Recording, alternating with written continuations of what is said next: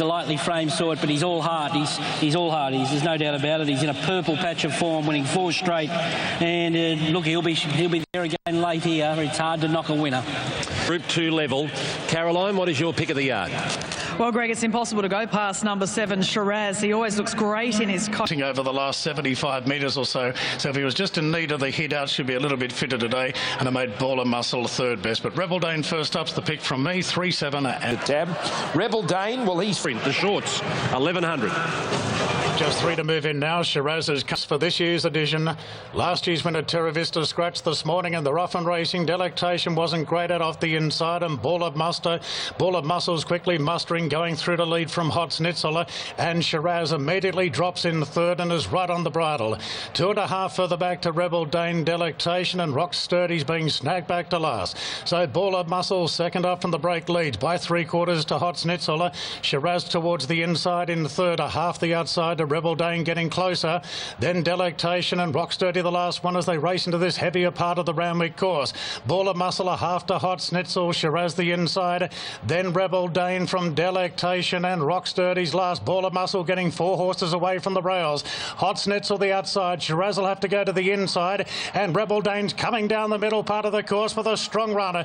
Ball of Muscle just in front of Hot Schnitzel. Rebel Dane's getting them pretty quickly. Shiraz is whacking away on the inside. Ball of Muscle a half length in front of Rebel Dane. Inch by inch is getting closer. Ball of Muscle just in front of Rebel Dane. Here's the post. Rebel Dane lunges. I think he got there. Give it to Rebel Dane, an inch over Ball of Muscle. Then Hot Schnitzel and Shiraz. They beat off Delectation and Rock Sturdy. Photo finish. Well, it is going to be Rebel Dane. He's got the lunge in. He's got his head down on the line to beat Ball of Muscle just. It was a great struggle up the home. Where's the post? There it is. Rebel Dane gets there. About a half head. That's what it'll be on the line over Ball of Muscle. What a race. Wow, what a race. He's... Gary Portelli would have been so relieved to get another win out of Rebel Dane. Ball of Muscle, brave. Shiraz, well, going for 5 in a row, runs third. Delectation was the disappointment. Well, you've got to trust that Rebel Dane runs well fresh. Coming off a slight, well, not a slight op, he had a throat operation there, so to Gary Portelli and his team, fantastic result for him. He's still a stallion. He gets another Group 2 there yesterday, heading towards the Group 1 races, but he looked a picture in the yard. He was nice and forward. Shiraz fought on well. He had to give in the track again, so Tony McAvoy's doing a fantastic job to keep him up and about. And with Ball of Muscle and also Rock Sturdy. Rebel Dane, back from a wind operation. Possie's up in third spot. Ball of Muscle, your leader. Always a worry with these wind operations, whether they're worked or they haven't worked, and you know sometimes they can work for a few runs and then they blow out again. And look, I thought this was a very, very clever ride. He rode it.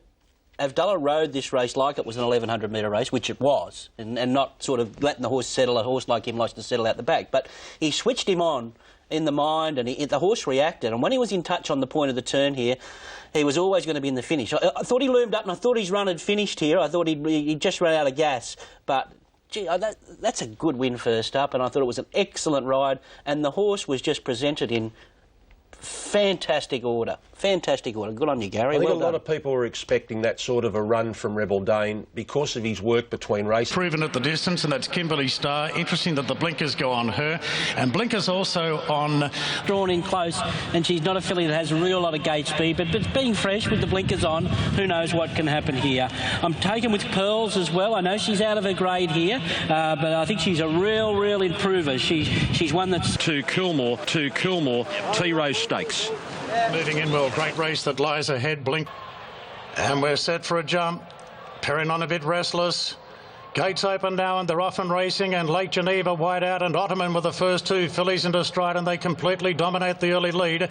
Perrinon Bowman's got it into a great position. Kimberly Starr going forward, looking for a spot in her time, settles in 5th. Then Sempre Libra further back to Pearls the outside. Sophia Rosa in the last 2, Meteor a miss, and Honest of the Rouse is the last one as McDonald goes all the way to the top now, and Ottoman leads out by a length on Lake Geneva, and Perrinon third from In Her Time, and Kimberly Starr last quarter fraction deep down the High Street side of the course. Sempre Libra the rails.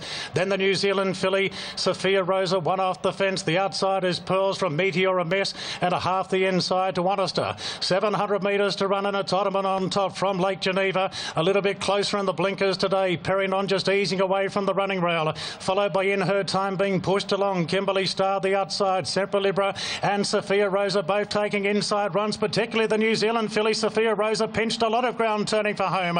Ottoman in front from Lake Geneva. Perrinon being confidently ridden. Kimberly Star just got a bump there from Perrinon who ducked out, and Pearls is coming down the outside with a very good run. Pearls moves up on the outside of Kimberly Star. They're beaten off Ottoman. Sempre Libra and further back to Honester making ground. Pearls in front. Honester goes to second. Pearls just in front from Honester, and Pearls will take out the T-Rose. Pearls a half length to Honester. Third between Kimberly Star, Sempre Libra, then Sophia Rosa from Perrinon, who was a bit erratic in the straight. They beat off Ottoman. Lake Geneva compounded, and the last two, Meteor a Miss and In Her Time. At her third start, she wins a Group 2, number 12, Pearls, for John O'Shea and Sam Clipperton. The Winkers went on today, and Pearls running home down the outside. Continues a good run that Sam Clipperton's having for the stable as well. Yeah, look, she's a nice filly. There was merit in her two runs leading into this, like the bias was against her. She got the best of the bias here. I may say she grabbed the bit at the right time. They went hard up front in this race as well. And, look, he was a little bit critical of himself, Sammy, saying that he may have went a little bit early, and he apologised to Connections. But, look, good, strong win. There's not much between these fillies. I'm desperate to give this Sempre Libra another chance. On the inside there with the white and the check cap, she's in the wrong part of the track. She just drew the wrong barrier on the day, and I'm convinced she's going to jump out of the ground when she gets to a mile. And Esther runs on strongly there, but may have been flattered also by the speed and finding the middle of the track as well. Well, she's by Monaco Consul, who, you know, obviously could run a trip and step up to the 2,000 of the Hill Stakes. Yeah, look, can Godolphin, you know, checkmate the Waller Army here, I don't know, but they certainly look strong numbers that look strong for the rest of the carnival. I think his Melbourne Cup horses, you know, his Who Shot the Barmans, his Preferments, they look to be coming up really well as far as the feature staying race in the first two. Placement for a stable he is. A couple of stables, Peter Snowden and John O'Shea, the way he's been nursed back to health and what he's done through it. Complacent, slight leaning there. Had to be taken by his win in the Chelmsford. Look, he is the new kid on the block, Magic Hurricane, having his first try at weight for age, and certainly Here. For the Tremek, given a dig up out of the gates. It's trying to match chance for Dance and Bonfire early. Magic Hurricane's pretty handy. Beaten up goes forward. Complacent, very wide going up into the first bend and getting even wider now. Further back to Opinion. Galante being restrained from Grand Marshal. Who Shot the Barman? Janube Preferment. Precedence is back last. Complacent's out very deep, and he rolls up to join Bonfire in the lead. Tremec's handy. Beaten up's a bit keen, and it's pulling its way into a forward spot. Then Chance to Dance. Two further back to Magic Hurricane is in the first half of the field, and Who Shot the Barman? Janube, Preferment and Precedence, the last two at the 800 metres. Complacent looking to make all. He's a half in front of Beaten Up. Then Tremec from Bonfire, deeper out Chance to Dance around Bohemian Lily. Grand Marshal on the rails. Preferment gets going now at the 600 metres, and Magic Hurricane tried to go with it. Got a slight chet. Further back to Opinion. Precedence off the track. Who Shot the Barman travels back in the field, looking for a gap. Galante and Janube as the field really starts to bunch around the corner, and it's Complacent just in front. Preferment the outside of Bonfire, and Beaten Up still there. Magic Hurricane starting to loom strongly on the outside. There's five in it. Wide out Preferment and Magic Hurricane have gone up to Complacent. Bonfire still there from Beaten Up. Further back Chance to Dance. Grand Marshal Who Shot the Barman the fence, but it's Preferment and Magic Hurricane. Magic Hurricane sweeps up on the outside of Preferment. It's a head-and-head duel. Preferment kicks back. Preferment just beat Magic Hurricane. Complacent kicked on for third, followed by Who Shot the Barman and Grand Marshal. Beaten Up close up together with Bohemian Lily. Then Galante, Bonfire, Opinion, Chance to Dance, Precedent and Janube. Well, a wonderful performance by Preferment. He took off a long way from home and he just kept going. It looked like Magic Hurricane had him cold. You'd think that Magic Hurricane was going to have the better of Preferment, and he probably did. He probably got his head in front, but Preferment has fought back and has won by a neck on the line. Well, Preferment heading towards the Melbourne Cup, wins a weight for age 2000. Well, that was a positive Melbourne Cup preparations, and to think that they could come out with a win here is simply amazing. Well, he's up until today, he'd only won. Kicks back and wins the VRC Derby winner en route towards an Emirates Melbourne Cup. He's 13th in the ballot order, so he's in the race, and that's a great opportunity for Chris Waller just to pick the right program to come through. The son of Zabeel was terrific there, just outstayed them. At the top of the straight, he enjoys a little bit of give out of the track. Magic Hurricane stepped up and proved that he's a horse to really follow and continue on. He probably headed Preferment, and what you liked about Preferment going forward towards your Caulfield and Melbourne Cups was his last 50 where he dug in deep. Complacent was good. Grand Marshal back on the fence, I thought, was a nice sneaky run heading in towards the Caulfield Cup and Melbourne Cup. Melbourne Cup, he was thereabouts as well. Complacent was the run of the race. So that wave was irresistible out wide yesterday, and that's a wave out wide and Complacent to hang on in there for third. That was more encouraging to me than his win over the Stars the previous start for me. It was confirmation. We'll find out. Muddy colours. Took off a fair way from home. Great ride from Bowman. Yeah, amazing performance though.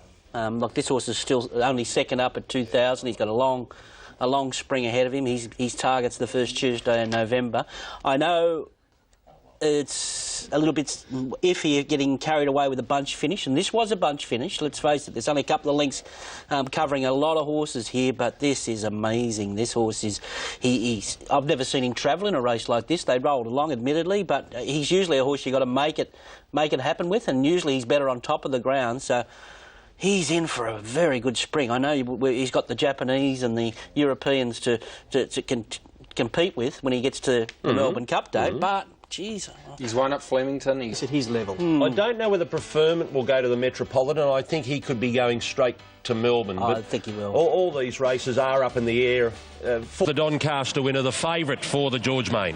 Yeah, he's in great shape. He's had his 2 runs back now. He's ready to go. He's got a new rider here in Glen, but he'll ride him well. There's no doubt about this. That he's on the Cox Plate Trail, and he'll be hopefully going away with a win after today because he's a class horse. Here's a horse you think will run well today. Sway Nest for Godolphin, James McDonald. Still might be a run short. I'm tipping the mile at Randwick is untouchable. She'll be up on the speed around, just off the speed all the way here, and won't be far away. She'll run another brave race and a winning chance. Lucia Valentina for Chris Lees, a stablemate to Protectionist. Brenton Avdulla has the ride. Well, she's an outstanding effort in the tramway there. And 2 Pornichet, a lot of on-track confidence about him. I like 5, 6, 8 and 2. He's back into 240, but 230 with Tab. Royal Descent, rock solid second favourite. She sat around in stakes. The gates open, they're off and racing. Lucia Valentina missed the start a length, and Hooked is going to lead for fun in the early part. Lobs out a half in front of Royal Descent. Looks as though England mightn't necessarily want to lead here, but Royal Descent's not going to push on. Pornichet strides up out 3 deep. Followed then by Swayness, Kermadec looking for a spot. Further back to Protectus from Lucia Valentina, Kiramosa, and Haraki's been switched off at the tail of the field. Hooked in front, Pornichet just ambles up on the outside, and Royal Descent will get cover now with that bend rolling up, and Pornichet the back to Swayness, a similar margin to Kermadec. Then Protectionist, the rails from Lucia Valentina. Kiramosa second last, Haraki on the rails. Down the side of the course, and it's Pornichet a half in front of Hooked, and Royal Descent getting some decent cover. 2 further back to Swayness, similar margin then to Kermadec around Protectionist. Kiramosa 3 wide from Lucia Valentina, and Haraki's all boxed up on the running rail. Coming to the turn, Hooked goes through once again to join Pornichet, and then nose and nose at the top of the straight. Royal Descent a close third. Swayness popped the questioner, and 2 further back to Kermadec, given a rev up by Schofield as Pornichet's gone to the front. Hooked has run its race. Pornichet 2 lengths clear from Royal Descent, and Kermadec coming down the outside. Pornichet wants to wander a little under pressure. Still a length clear from Royal Descent, and Kermadec's closing in now. Here comes Kermadec the outside, racing to the lead, and Kermadec takes out the Colgate George Main. Royal Descent outplugged Pornichet for second at the end. Lucia Valentina best at the finish from Kiramosa. Then Swayness, Haraki, Protectionist. Hook didn't see it out. Well, Kermadec, he was just playing with them, Duff. Glenn Schofield was out the back. He didn't seem too perturbed to be where he was. At one stage there, he just looked like he was loafing out 3 wide on the track, back in the field.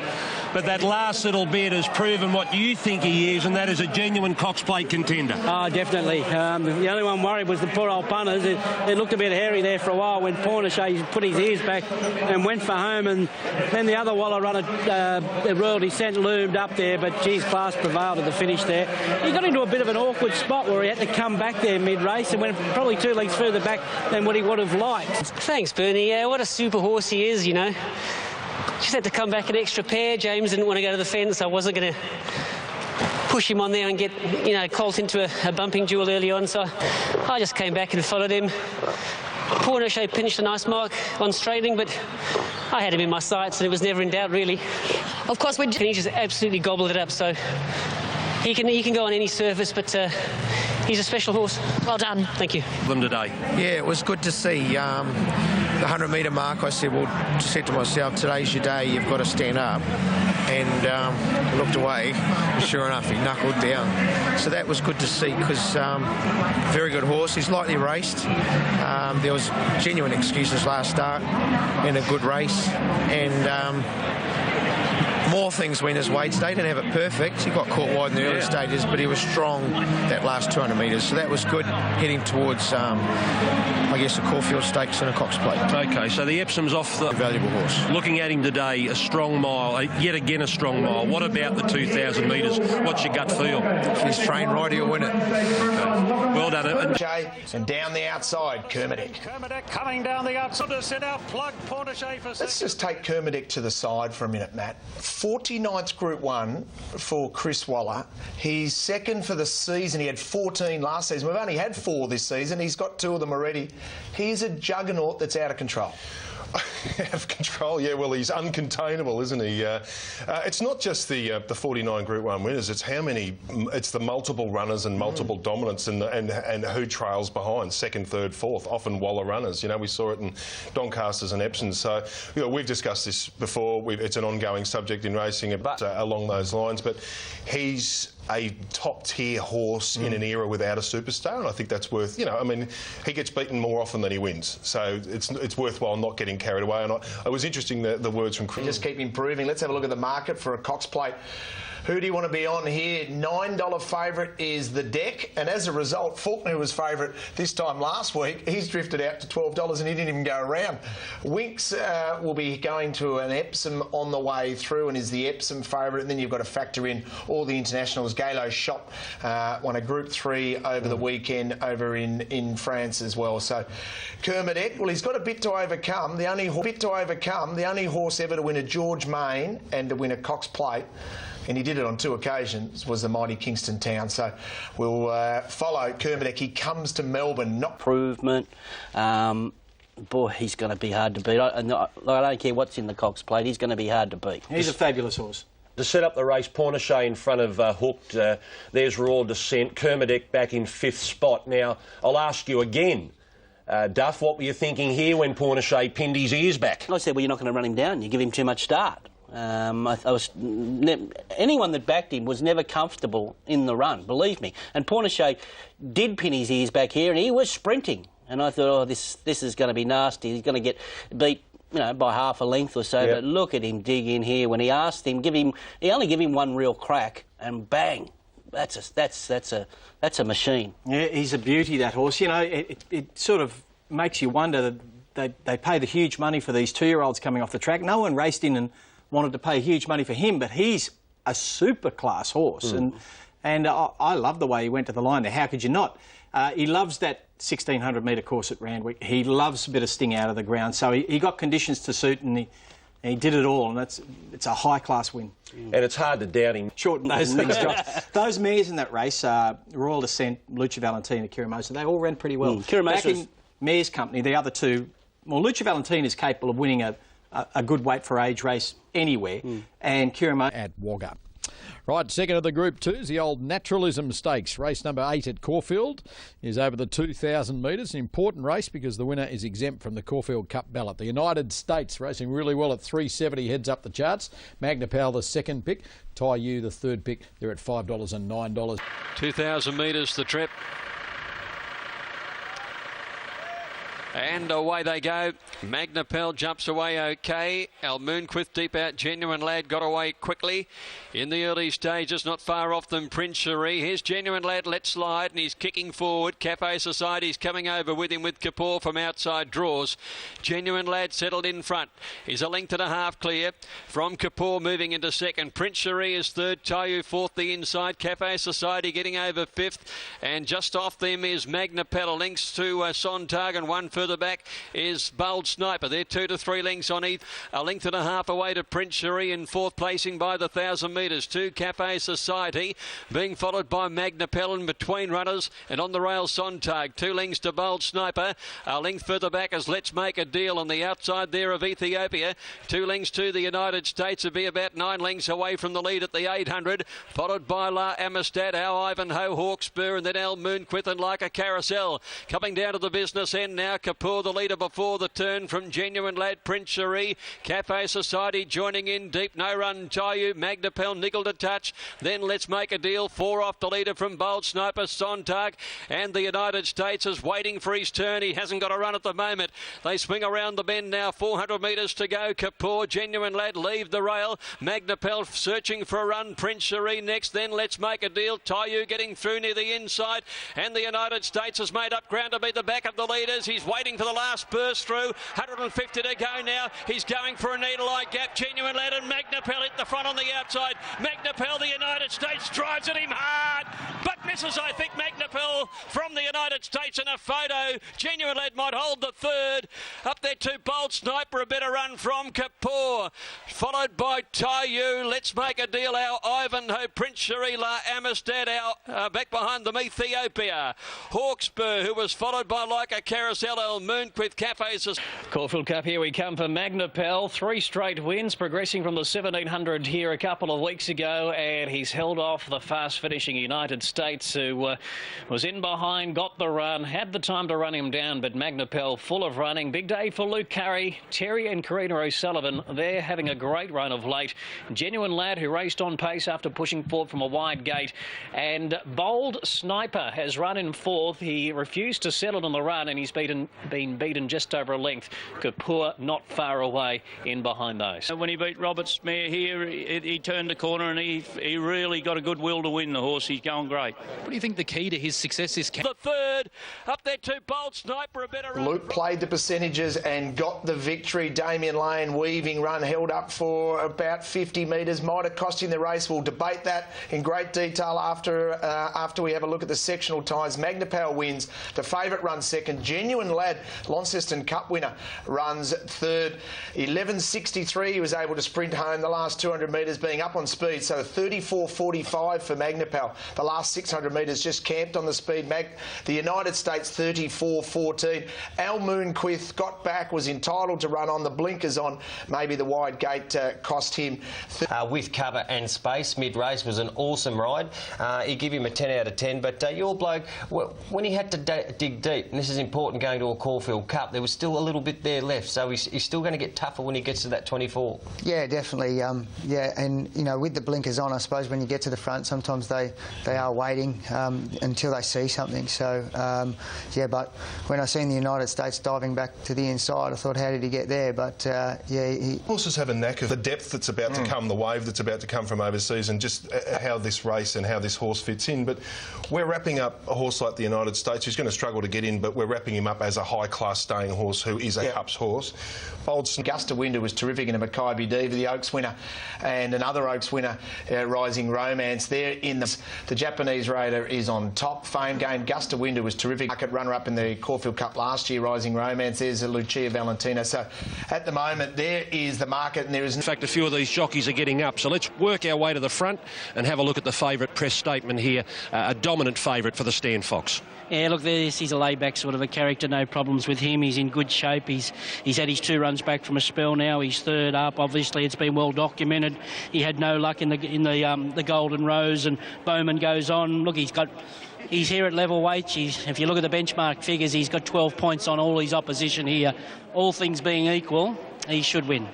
All right, Regis, number 2, has got an unusual gear change. Fireworks at 21. She's been $21 all day, basically. The Queenslanders, man of his word, 21. Winning Accord, 71. Punters can't see Press Statement being beaten here. Drawn one off the fence, and the Rough and Racing, and Winning Accord and Regis have jumped well, with Regis rolling forward from Winning Accord. Shards and Press Statement settles down in 4th. Then Man of his word from Winning Accord is not going to apply any more pressure at the 800 metres. 2 lengths away to Shards, then Press Statement. A half the outside to Man of his word, the inside, and last of all is Fireworks. Down the side now, and it's Regis highballing the lead by a length and a half to Winning Accord, then Shards. Press Statement, one off the fence from Man of his word, and Fireworks the last one. 5 lengths from first to last in the Stan Fox, and Regis turns in front of Winning Accord. Press Statement gets going now around Shards, and then Man of his word sneaking through on the rails. Bowman sits quietly on Press Statement, moves up to Regis with Shards between them. He pushes the button on Press Statement, and it hits the lead now. Press Statement draws a length in front of Shards, then Regis, and further back to Fireworks, but Press Statement is off and gone. Onwards and upwards now for the Caulfield Guineas. Press Statement roars away on the Stan Fox to win it by 2.5 to Shards. Regis third, then Fireworks from Man of his word, and Winning Accord was last in. Very polite applause started to break out there from the members' grandstand as they appreciate a quality horse in Press Statement, and he toyed with them today, Duff. Maybe they were applauding their first leg of their double. Look, that was painless if you were on him. He just drops the bit. When Bowman just give him a little a dominant performance from a pretty good colt. Yes, he could have won down any lane. He chose Press Statement. Shards gets second, and Regis. And then in the blink of an eye, he just puts pay to those colts. I think Regis hangs on. He might be aiming, he might stay for a Spring Champion Stakes rather than coming to the Caulfield Guineas. Shards runs second, Regis runs third. Is that the Caulfield Guineas winner? Well, what we wanted to see by the son of Hinchinbrook, Press Statement, was him to get a clear run and actually show his wares. Now, Exos Veers had his mantle this time in because Press Statement's always found a little bit of trouble. He got stopped in his tracks at the top of the straight there last start. Yesterday, I should say, he had that clean out that we wanted to see. He did everything that was expected here. Obviously, the race lacked a bit of depth, but he's franked that Golden Rose form, and it does look like these 2 Sydney colts. X's here for the sprints, and this horse for the the Caulfield Guineas. Geez, it'll take a good horse to beat this horse in the Caulfield Guineas, and I think the market's obviously reacted to it.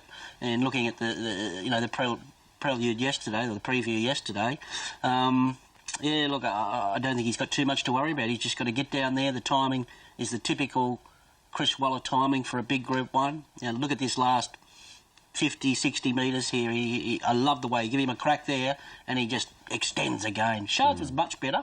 Yep. Regis just over-raced and did a few things wrong, but different class, the winner here. He stamped himself as the Caulfield Guineas favourite. I think Regis is ready for the Gloaming Stakes as horses get set for a Spring Champion.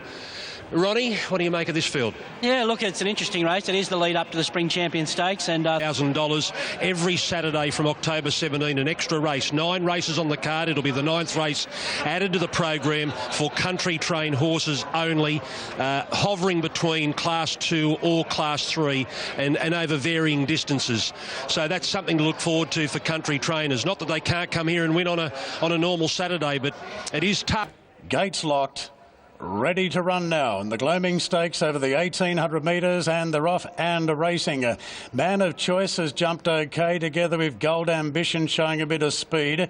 Clash of Clans is mustering. Maven Whiz rolls forward. Intrepid Way deep so's over the air as they go into the first turn. Followed by Gobstopper. Vanbrugh a little worse than midfield now from Daisy's Joy, Devil Hawk, Gold Ambition, Man of Choice, the Rouse, Vanbrugh the outside. 2 further back to Devil Hawk from Daisy's Joy. Second last to Touche on the brows and Battle of Hastings last. 7.50 to run. Clash of Clans has got the field strung out by 2 lengths on Intrepid Way. Maven Whiz third from over the air, punching the breeze, forced a little bit deeper now. They're followed by Gobstopper, who's come off the bridle, then Gold Ambition, Vanbrugh, Man of Choice. Vanbrugh pulling to the outside, and Man of Choice has struck a bit of a traffic jam. Further back to Daisy's Joy, Devil Hawk to Touche, and Battle of Hastings not in it as they turn. Clash of Clans the leader, but here comes Vanbrugh with a big run on the outside, giving chase to Clash of Clans. Man of Choice running on. Touche's coming down the outside as Vanbrugh hits the lead at the 200. Down the outside to Touche from Man of Choice. Vanbrugh clear though from Touche and Man of Choice, and Vanbrugh in front in the gloaming, and Vanbrugh goes on to beat Touche. Man of Choice third, Clash of Clans held down fourth, then Gold Ambition from Devil Hawk, Daisy's Joy over the air. Good margin back to Gobstopper. Battle of Hastings made some minor headway at the end. It beat 2 home, Maven Whiz and Intrepid Way. Well, he's really hitting his straps now, Vanbrugh. Number 4, Vanbrugh, Chris Waller and Hugh Bowman get the money. A very dominant win in the gloaming today, up to 1800. Relished every metre of it and was too good for Touche, who, once again, as Duff said in the parade, keeps running great races without winning, and Man of Choice back in third spot. But a margin between Vanbrugh and the rest. I think he's the horse to beat now. He's put 2 strong wins together in the Spring Champion Stakes in a fortnight. This horse is holding good condition. Clearly expelled when he got beat a short price favourite at Canterbury one day, and we just put it down to more. Lead up to the Spring Champion Stakes. He's a dominant favourite for the Spring Champion Stakes now, Vanbrugh. Very nice horse. To Touche, another great run. That was his 9th run this preparation to Touche, and he runs another great race. And Man of Choice, who you were tipping, Ron, wasn't disgraced. No, he wasn't, but this was a dominant performance. This horse has just gone ahead leaps and bounds since I last laid eyes on him. He's a horse that's put on 20 kilos all of a sudden during a preparation. I was amazed how he looked yesterday, and he just had them beat in a stride. He was sitting back in the field, he relaxed like a stayer. Bowman said, "Let's go, boy." And on the point of the turn, the race was all over. Yep. All over. And that's what he did at Warwick Farm too. Yes. And he was against older horses there. 3-year-old in the spring against older horses. I don't care how poor they may appear to be. But look it's at him, hard look to at the good condition and on he him. looked exactly like that at Warwick Farm. We made comment. He's had plenty of work and a bit of racing, and he's holding his condition really strongly. One of these horses that looks to just strive while he's in work. So to Touche, well, what can you say? It looks a big run, but he keeps doing it and doing it and doing it without winning. Look, he probably booked his place into the Spring Champion Stakes, and he'll run on hard again and there again. Man of Choice, I thought he was very good and had his chance, but just outclassed by the winner, no doubt about it. The rest were a long way back. So, look... that's the key, isn't it? He strung that field out a long, long way. Now, that happens in 3-year-old races, especially in the spring, because some of the 3-year-olds just aren't up to the class. But it's a good sign when a horse wins by a space and the field is strung out behind it. No, it was a dominant one. He's a very good horse, and I think he'll definitely go on with it in the Spring Champion. But I had Golden Ambition in that race, and he's a Savabeel. He's really looking for 2-5, so I think comes Spring Champion and maybe the Victorian Derby. Just through the middle of the pack with the red colours. So, but I'm looking for anything to get me down to Melbourne, so I'm hoping he comes through well. Sam was interviewed after the race and was obviously excited about this race, but he did bring up the Derby. 350 is the favourite for the Spring Champion. Yeah, well... Golden Pendant. Yeah, we've labelled Catkins the darling of the turf. I think she's aptly named. She is an absolute beauty, and she's just like a real lady walking around here, the Queen of... Catkins, she broke through the $2 million mark last start. Very delicious, and Sloan's jump well, but Two Blues mustering on the inside, and Two Blues going to take it up from Catkins. Vergara poking through, then peeping. Arabian Gold hunting through on the fences. Catkins drifts back a bit. Then a man poured 2 after Very Delicious, and slightly rear of the field. The veteran makes the running. Two Blue, the 7-year-old mare, by 3/4 to Vergara. Last year's winner winner, Arabian Gold in the box seat third, a length further back to Peeping. Then a Manpora, half the outside to Catkins. Second last is Berry Delicious and Slightly Sweet last of all. Two Blue trying to make all at big odds, a half in front to Vergara. Arabian Gold given every chance, looking for the run on the inside as plenty of room opens up now for Arabian Gold. Then came Peeping and Catkins has 3 lengths to make up. Two Blue is the leader from Peeping giving chase. Arabian Gold's very one pace. Berry Delicious runs on. Catkins in trouble. Two Blue being tackled by Peeping. Peeping moves up on the outside of Two Blue. Then Berry Delicious and Vergara. Peeping with a head in front and Peeping takes it out from Two Blue. Berry Delicious third. Then Vergara. Oh, the two favourites have flopped. Arabian Gold and Catkins. Slightly Sweet didn't get into it. And Manpour was back towards the tail of the field. Yeah, well, Catkins, nothing today. Peeping bounces back from that cardiac arrhythmia from last start when she was beaten 10 lengths. Had to go back to the trial, had to get an... ...for itself, except for the last time. Yeah, it's very, very special win, and thanks to Tom Kelly, and she's a great little... Look, by Peeping, she, like you said, she had the cardiac arrhythmia problem. Apparently, it only hits a horse once and probably doesn't happen again as a rule. Look, I thought she was a little query at 1400 coming into the race, but she... ...tried it over the autumn and on a wet track and didn't quite run it out. But yesterday we had a beautiful barrier and therefore got a lovely run and gave her every opportunity to run out the 1400 strong, and yeah, she was quite dominant. You think Ronnie will train on and have another go with her over the... depending on how she pulls up, I think she might go to the Angst. But that's not locked in a certainty yet, just to see how she does over the next couple of days. Catkins, what happened? I don't know. Seemed perfect conditions for her yesterday, didn't it?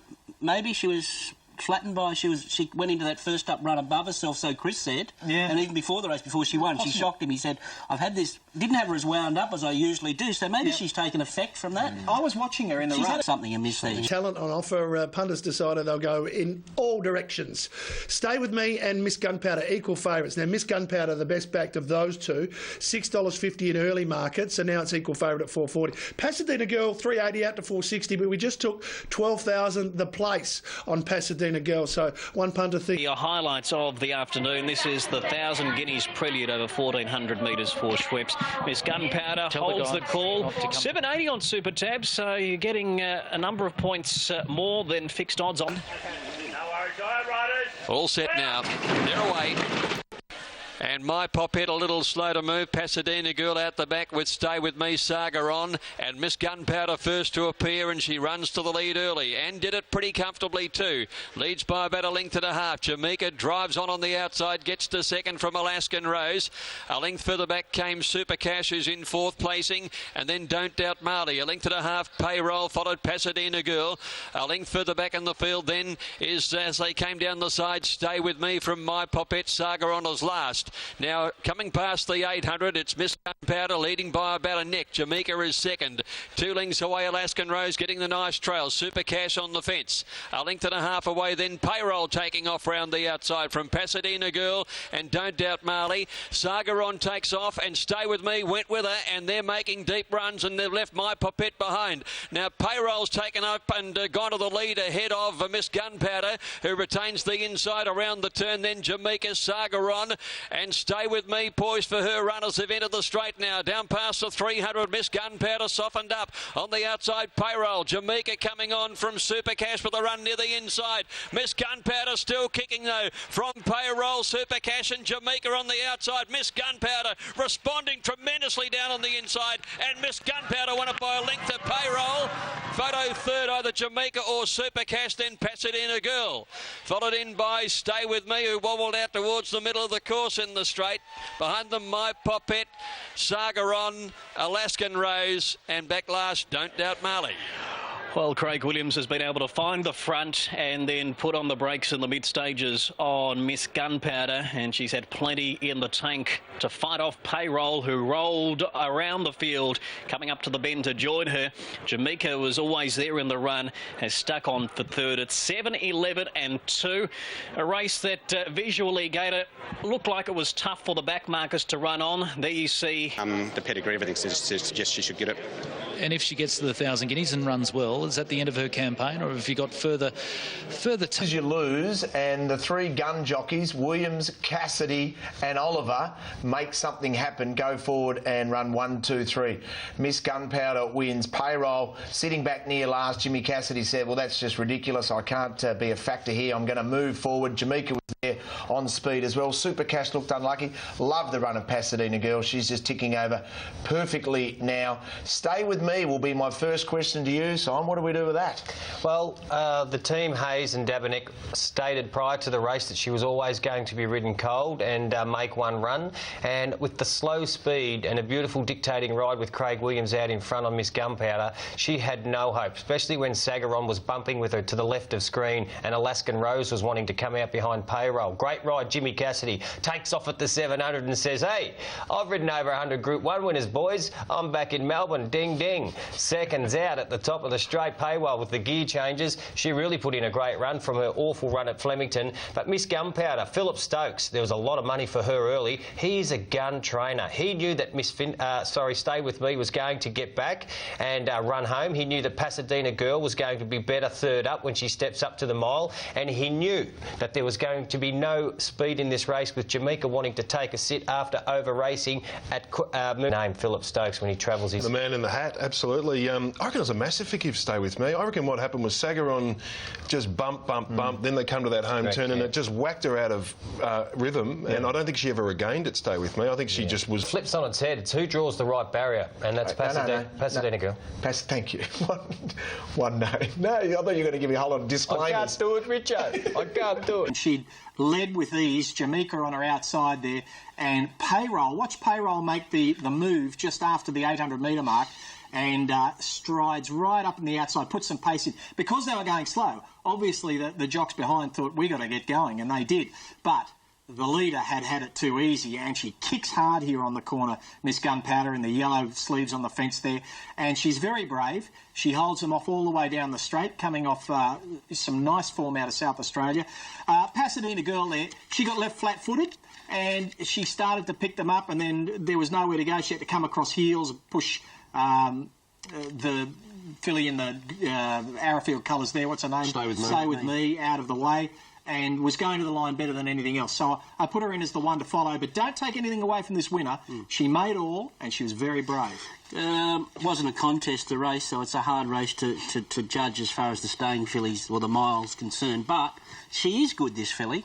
She's got a stout pedigree, being by Pendragon, and she's got tactical speed, which will get her out of a lot of trouble. And look, the only time she's been beaten, I think she was by that superstar, Petite Falou, who looks an absolute spreading sensation to my eye. All right.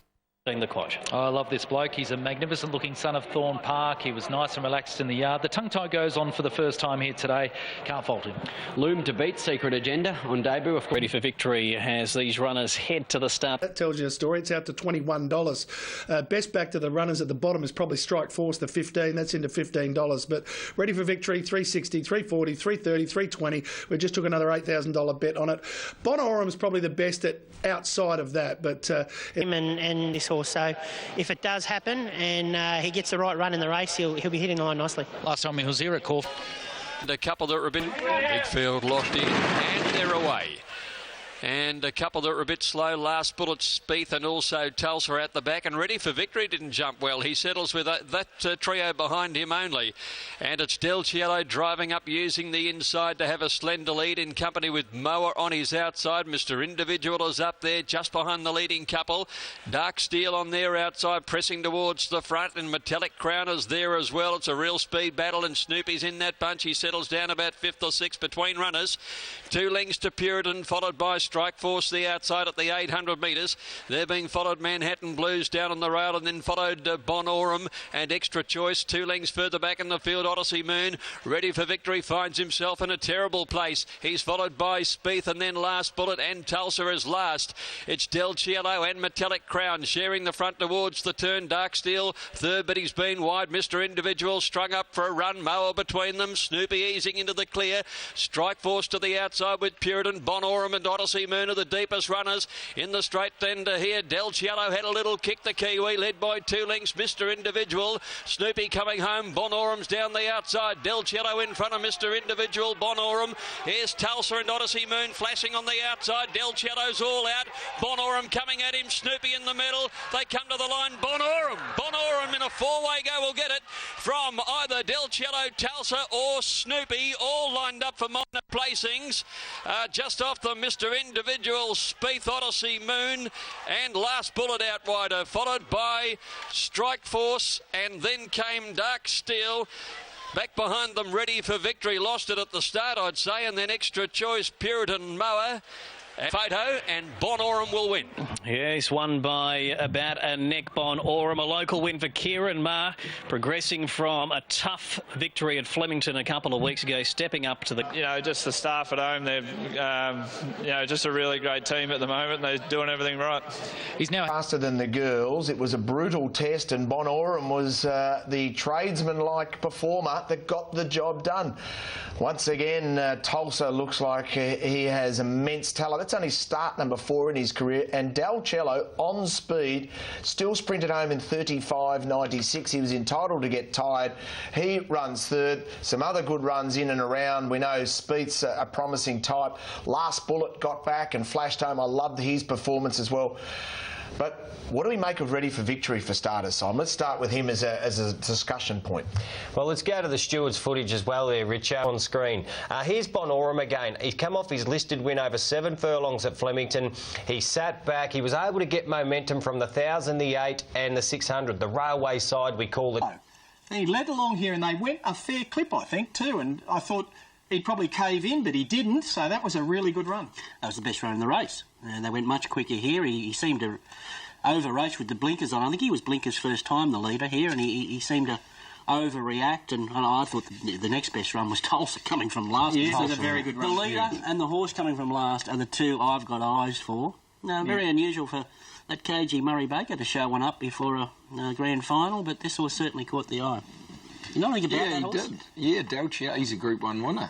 Of course, he's coming Diamond Stakes at Ellerslie in New Zealand, and that form's held strong once again. The New Zealand horses come over and perform every carnival, and advice from Richard as well. No, he doesn't get any from me. Stop all that. You know that's rubbish. I know there's the market there with press statement. OK, worthy favourite 250, but I think that's reasonably short. We've seen that market. Going to take a bit of beating. Interestingly, Under the Louvre is the TAB favourite at $4.20, just ahead of Disposition, though it's the other way around here on track, with Disposition having a clear margin over him. Stratum Star on the third line, $8.90 or $8.50 fixed odds, and Rich Enough at about the $14 mark. Lucky Hustler next as we get out into double figures. Amicus looking to keep her winning run intact, a $14 hope. Plenty to get through here. It's a big field. So let's start. And gated around Kermadec, Disposition, Stratum Star. Splitting those Under the Louvre out to 1400 off a good speed. And Cosmic Endeavour, the mare, represents great value, I think. 12, 8, 11 and 2. Plenty of chance. Top and late money coming back for Disposition, $10,000 at the 380. Pushed Under the Louvre back out to $5.50. If I can give you lead for the bigger odds horses, Griegers. Rupert Clark Stakes. All set. Now, Under the Louvre had a little dive at the gates there. They settled, they're racing. Amarino away very well down towards the inside. Gregor's away fast, finding the lead early. Strawberry Boy's up there. Rich Enough coming over with Stratum Star. Disposition is just off the leading few as they settle into stride. And it's Strawberry Boy with the lead. Stratum Star a half length second. Rich Enough's got over to third, 3 wide though. A length and a half further back. Gregor steadied up to fourth. Charmed Harmony the outside, caught 3 wide. Disposition a lovely trail right behind them on the rail. 2 lengths to Lucky Hustler. Amarino on the fence with Libaz circling out wider. Followed by Under the Louvre at the 800 metres there. Followed then by Bull Point on the inside of Fast and Rocking Patrology, and then Abide With Me. A length and a half further back in the field, then came on the inside as Cosmic Endeavour, and well back as Hopgarden, Amicus, and We're Gonna Rock as last. 500 to go. Strawberry Boy in front by about a length here to Rich Enough and Charmed Harmony. Disposition waits on the run. Stratum Star niggled. Libaz next, and then Amarino, Gregor's Patrology, and getting to the outside now is under the Louvre. Strawberry Boy in front. Disposition immediately over his heels, ready to go. Rich Enough got hampered. Running on Charmed Harmony. Here's Under the Louvre now coming on the outside. He's sprinting quickly. Under the Louvre race to Strawberry Boy. Disposition Stratum Star. 100 metres to go. Under the Louvre Disposition comes at him hard. Stratum Star in the middle. Stratum Star in the middle dives. He might have nearly got there in a three-way go here from on the inside. Disposition and Under the Louvre. A photo finish all round. Strawberry Boy just off them with Emarino. Lucky Hustler. Charmed Harmony loomed and just didn't quite get it. Followed in by Lebaz. Abide With Me. Fast and Rocking. Hop Garden. Cosmic Endeavour. Rich Enough. And well back is Gregors in company with Bull Point, Petrology, Amicus, and we're going to rock towards the end. Well, we're waiting for the photo to come up. It's a three-way go. Stratum Star, Under the Louvre, Disposition. There's been a reaction from the crowd here on track, probably at the slow-mo, not the photo finish. Not far away, Strawberry Boy, the fourth horse in of that slow-mo. And here is the low-angle shot. Oh, Disposition's right in this with Stratum Star. We need to see the mirror image just to be certain. It looks like the nostril down below is missed there. That's Disposition, who had the head down at the... Peter Ellis, my charity, Variety, the children's charity, and most important, for my charity, my call. Thanks a lot, Shane. It's a great feeling. Picked this race out sort of a long time ago and sort of targeted it, and thought he'd had a good preparation going to it. So got a terrific ride from Craig, and probably if we didn't get the ride, he wouldn't have won the race. You mentioned that you'd picked this. Targeted this race, and big thanks to Jared and his team down at Warrnambool, his brother Brad. Big team effort, and can't thank them enough. Does this turn back the clock with Lee Freedman to win their first Group 1 together since 2004? Under the Louvre was fantastic again, and Under the Louvre came in and bumped Stratum Star, and if anything, that just fired him up, and in the end he ran the fastest last 200 metres. He was a deserved winner. There were some eye-catching runs which we will identify. There's your sectional times for the Sir Rupert Clarke as we pick up the replay. What a ride by C. Williams. Yeah, I mentioned it from the top of the show, Richo. If you've set your horse for a race and you think he's the right horse and you believe in a champion jockey to do the job, go and run and win. And that's exactly what Stratum Star did. He just poked out a Lebaz there in the white cap and the black colours. Strawberry Boy, you knew that he was going to drag Disposition right up to the 100-metre mark and run a solid 7 furlongs. And then, of course, Under the Louvre had the charmed run. Beautiful ride by Mark Zara, but he just goes that quick with his acceleration that he's had hasn't had the best of luck on him. Mark Zara dropped a rain at Flemington, and yesterday he's a smart colt, stepping back from weight for an even run race with no hard luck stories apart from Lucky Hustler, who just got held up behind Rich Enough when he got buffeted. Could have given Weary the Quinella, and the second winner in a year and the Quinella the next year. Didn't the form guide stand up? The jockeys who dominated the race. The bloke who won it last year won it. The two 4-year-old again. Yeah, the two every sort of thing that you throw into a form guide and come out with the result at the 600-metre mark. If you were on the obvious Quinella of Under the Louvre and Disposition, you were kind of just twirling the imaginary mo, weren't you? You're thinking, oh, look at this one track up and this one get off, this one's back. And then DK Weary's he's a phenomenal horseman, isn't he? Like, he is. There's no glamour in his stables. They all just roll off trucks and he puts them to work. I did a story on him a couple of years ago where he said they just come from everywhere off these farms. He said, I don't even care. I don't look at their pedigrees because it's too scary after time. Well, this was $165,000 purchase, Magic Millions, but it was purchased by Rick Orlacey. Yeah. Rick raced him early on, and Rick, of course, won the race. The first three positions there with the arrows, but there's Lucky Hustler in the yellow. Keep your eye on him. He'd already been in trouble back at about the 1,200-metre mark, and he gets into more in the straight, so he was pretty unlucky. Strawberry Boy leads for home, and he did a pretty good job to fight on. Rich Enough is outside him in the pink colours there. Now, there's the eventual winner in the white, looming up 3 deep, and just coming off the fence there is Disposition in the pink and white. And I don't know if Disposition ever gets to the lead. He certainly gets hold of Strawberry Boy, but I think the camera angle might be a bit flattering there. It looks like he gets about a length in front of Stratum Star, but I don't think he ever does. And on the outside there, Under the Louvre, he travelled 3 and 4 deep the whole way. Look, his run just probably ended just before the line. He'd had a tough run. It was a very good run, and arguably he could have won the race as well. Yeah, Under the Louvre is just that type of horse that at that level just doesn't run 1400 out. I've seen him do that before. And not when he has to travel 3 and 4 deep. He's just sort of a 1300 metre horse. From the 1200, it wouldn't have mattered at Caulfield because it's straight, but it's that 1400 with that up the hill, turn over the top and down the other, so it just takes a little bit out of them. See, Oliver got suspended there, knocking down Bossy. Yeah. I thought he was a protected species. Might have been the old get square stakes, you know, and yo someone won. And I bet you Bossy got a little shave and he stood up in the office. And I'll tell you, that wouldn't happen, Sam, would it? Damien would be thinking. And race colours, Underwood Stakes, weight for age over 1800 metres. We've seen so many champions win this race over the years. Tristark 30 years ago won it before winning the Caulfield Cup. Bone Crusher the following year. We've seen greats like Jeune, Octagonal, and in recent years, Weekend Hustler. I think we're set for what's going to be an epic encounter, Adam. The scene's definitely set, isn't it, Shane? And as we see the tote run down, Faulkner's at $3.20, so he's been well found around the country. The Cleaner, he's going to have his admirers. A contributor in the race. John, I've got to say, he looked...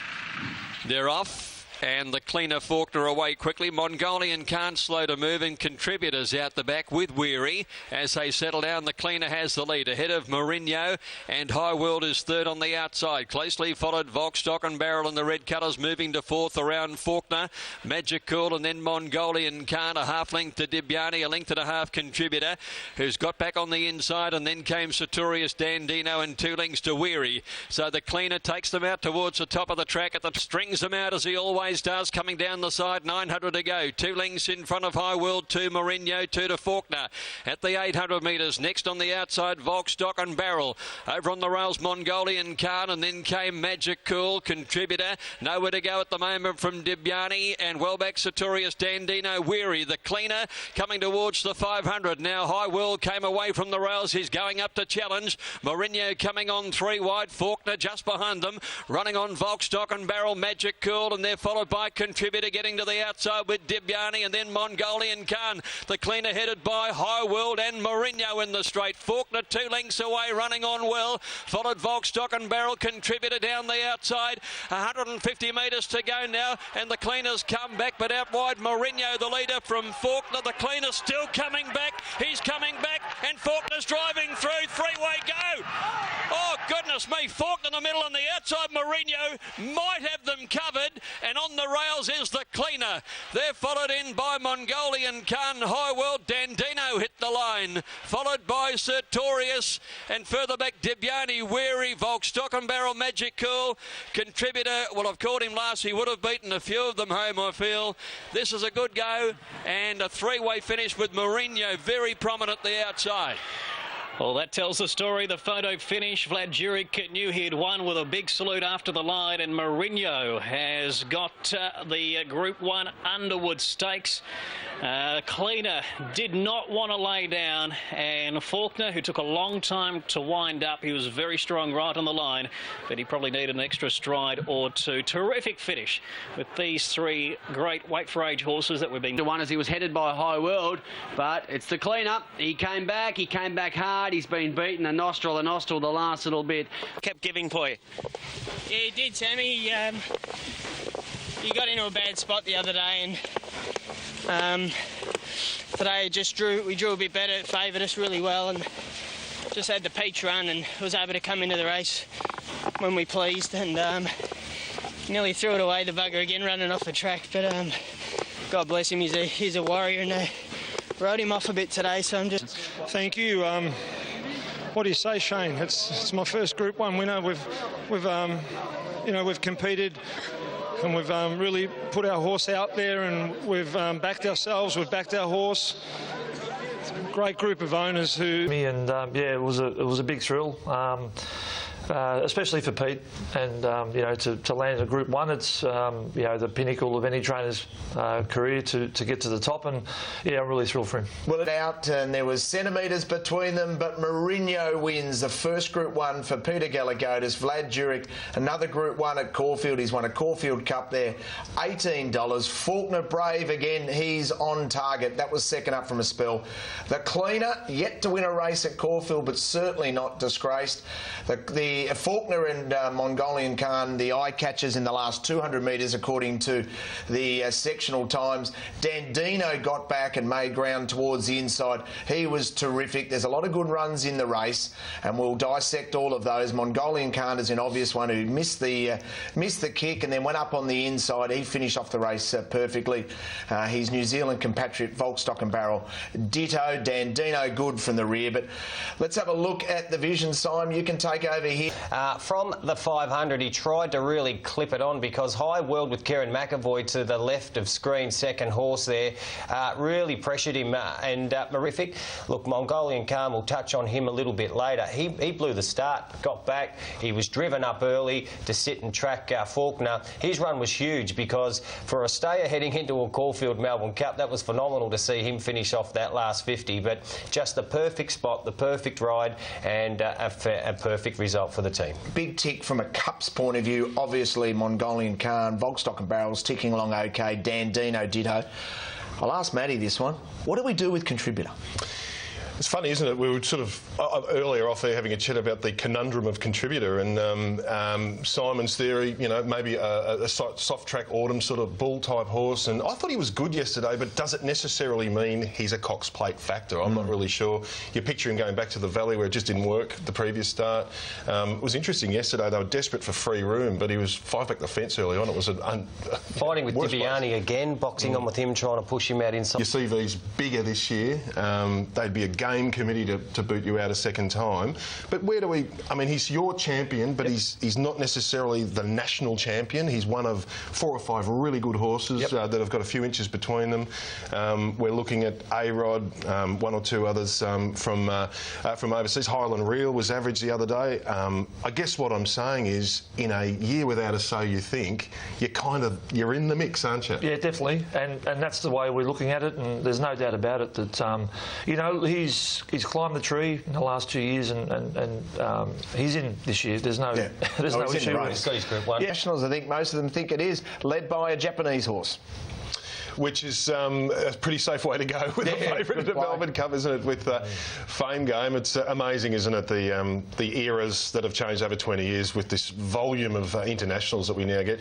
I'm still happy with my little Mongolian in there too, as the best Australasian Cups horse. But you know, it tells the story of the international. They straighten up the cleaner, as he always does. He gives a good kick, and he puts a bit of pressure on. He looks beaten, doesn't he? Yeah, but he always gets them off. It makes it hard for him. Because he kicked again here. Look at him regain the lead. I reckon for a stride he might have regained the lead. And then Mourinho had him, and Faulkner, who got left a little bit flat-footed on the corner, started to really work into it beautifully. It had been 2,000 instead of 1,800. Faulkner would have won for sure, but... it was a great finish. Certainly was. He's dead set underrated, isn't he? The winner, Mourinho, he just keeps getting the job done and flies under the radar every time.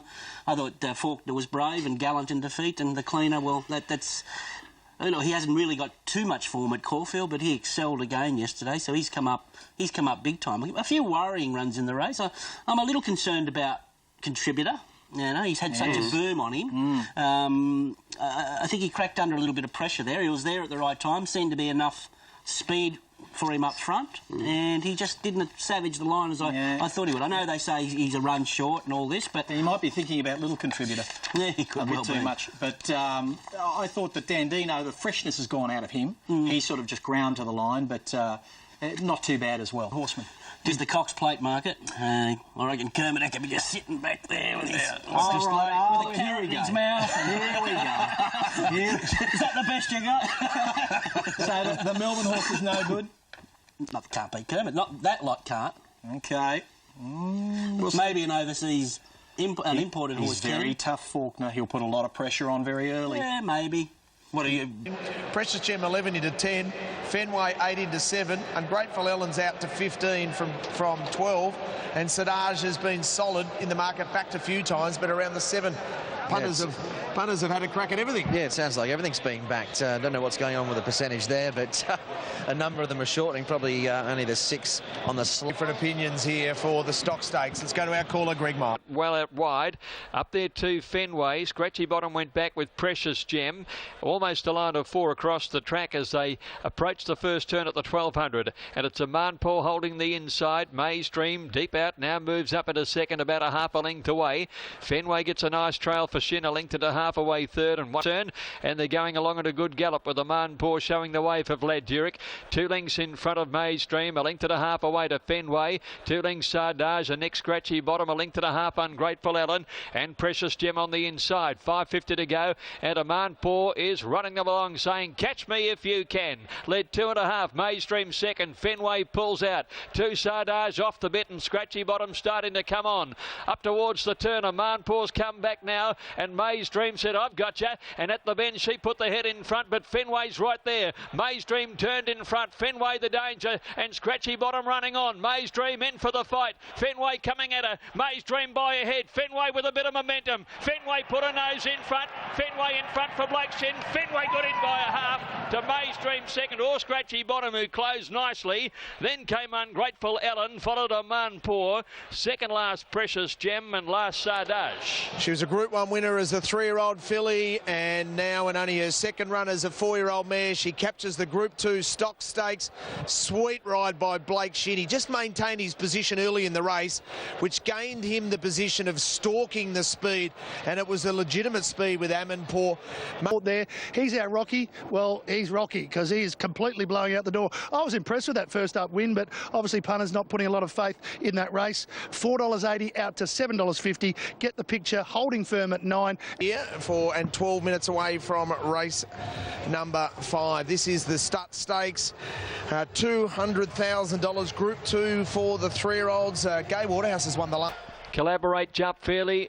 Your Burgring, no speed at all, is drifting back in the early part. Loyalty Man and Ragnar got away well. So did Patch Adams, and Admirabeel's on the move towards the leaders. Here's our Rocky getting over just behind them as they settle fully into stride, running to the first turn. And Loyalty Man has the lead. Admirabeel does some work, gets up to second, a half length away. Up to get the picture. About to run the 800 turn, and Loyalty Man by a length. Admirabeel second. He's our Rocky, a length and a half away third. Over on the inside is Ragnar, followed by Patch Adams, 5th the outside, 4 off the leader. 2 behind them, Collaborate on the rails, and then Sovereign Nation, Greddington, Newburgring back at the end of the field, and get the picture about to go. Now Loyalty Man has slowed down the tempo. They've bunched up a little. Less than 600 to go. He's ahead in front of Admirabeel, and he's our Rocky's been posted all the way. There's Sovereign Nation off and running 4 wide, joining in on the outside, and Greddington is going with him, and get the pictures, picking up ground. Ragnar got shuffled back. He didn't have acceleration when required. Sovereign Nation around the turn leads Greddington. He's our Rocky running on. Get the picture down the outside in the straight. Sovereign Nation the leader. Greddington coming on down the outside. Sovereign Nation from Greddington with about 50 to go. Sovereign Nation clinging on from Greddington, and Sovereign Nation a big effort. Got in from either. Get the picture, who dived at Greddington. That's a photo finish. Loyalty Man battled on strongly, followed by Patch Adams. He's our Rocky, and then came Ragnar. A break in the field. Admirabeel. Newburgring back towards the end, and last in is Collaborate. Start number 3. He wins a Group 2 race in the famous colours of Jerry Harvey. What a win to Sovereign Nation. He was unlucky at his Flemington start, and Michael Walker gets a sweet ride. Able to loop the field at a vital stage and come away for a stylish win. Greddington improves. Love the performance of number 5. Get the picture. And our leader, which was Wait for Age, 1,000 metres. And let's get the market first, and then we'll go through all the key runners. So, Matty Campbell, Petite Falou still short. Still very short, Richo, at the $2.30 mark. I mean, there has been a little bit of money for buffering. Now, whether that's emotional money or the buffering fan club or whatever, but I guess the serious money is for Petite Falou. So, buffering. 3-year-old filly tackling the boys, and there's a couple of tough sprinters there. Over 1,000 metres, though. 51, she certainly does get in. Oh, exactly. And they're pretty steady around the market, around $5.50. No money around at all for Sterling City. But let's go ahead the market from the top. Petit Filou at $2.60, $6.80 Fontaton. Buffering, a bit of money around for Buffering at $5. Let you go and get a vantage point, mate. Let her rip. Thank you. There is Kieran Maher. Joe Pride makes his miles to call the Group 1 AJ Moyer Stakes. Fontaton lined up into the barrier stall. And they're all in. Set to run. Back to 1,000 metres this year. They're off. And Petit Filou jumps away, one of the best. Fontaton near the outside began quickly, and Buffering's up there as well as they settle into stride. And the drive for the lead is being won by Fontaton outside Buffering. He takes a sit. Petit Filou as Ball of Muscle scurried through on the inside. 2 or 3 lengths further back came Headwater, a length and a half. Angelic Light, and there followed Miss Promiscuity. Back behind them, Flamberge. They're really hurrying through the gap now, followed by Rain Affair.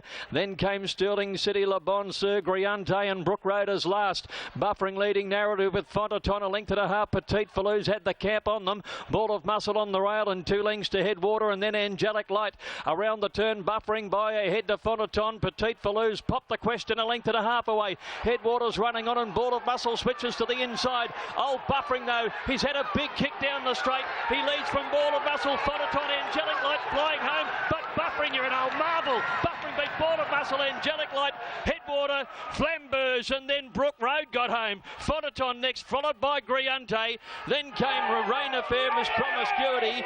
Petit Filou, the bubble burst tonight. She dropped out on the run home, and Le Bon Sir's at the end of the field in company with Sterling City. What a freak Buffering is. He wins his 3rd Moyer Stakes. The celebrations are there again. Well, he exposed the soft underbelly of a couple of fillies who had a big booms on them. I think they're good horses, but they're not Buffering. He's so tough. He's so brave. He jumped with them, and Brownie knows him so well. What a win. What a win. What a tough win. And the crowd have just gone ballistic, haven't they? It's been a fantastic result and just an exciting race. Terrific run as well. One flashing home down the outside. Angelic. Mate, everything just worked out as we'd hoped, and geez, Rob's done a great job getting him back and having him at fitness back to 1,000 tonight. Oh, you know, emotions are starting to get away with this old horse now. He's just been such a trooper and true Queenslander. Richo, look, just a brilliant performance from Buffering. You know, he's 8 years old and he served it up to them, and Brownie came out and I just said, Damien, they're not going to let you cross, but we just got to keep going. We've got to drive it forward, and Damien did what he does best, and he knows this horse better than anybody. And after, you know, literally 9 months away from racing and seemingly an injury that we didn't know if he'd come back, but 200, I was feeling pretty good. In your wildest dreams, when you set him back and brought him back, did you believe you could get to this level again? No. You hope, you wish, you dream, but as we know how $1 now, and he cost you 26 grand. Say that again. Over $5 million.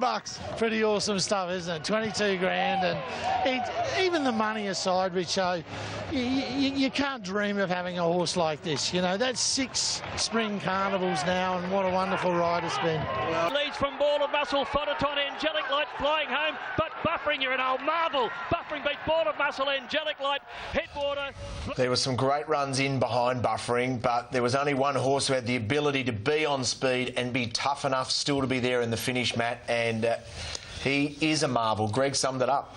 He did. You know, and we've mentioned this a million times, and the last link to Black Caviar and Haylist's form, and all those people who used to say the Black Caviar never used to beat anything, well, here's Buffering. What do you think of Buffering? He goes all right, doesn't he?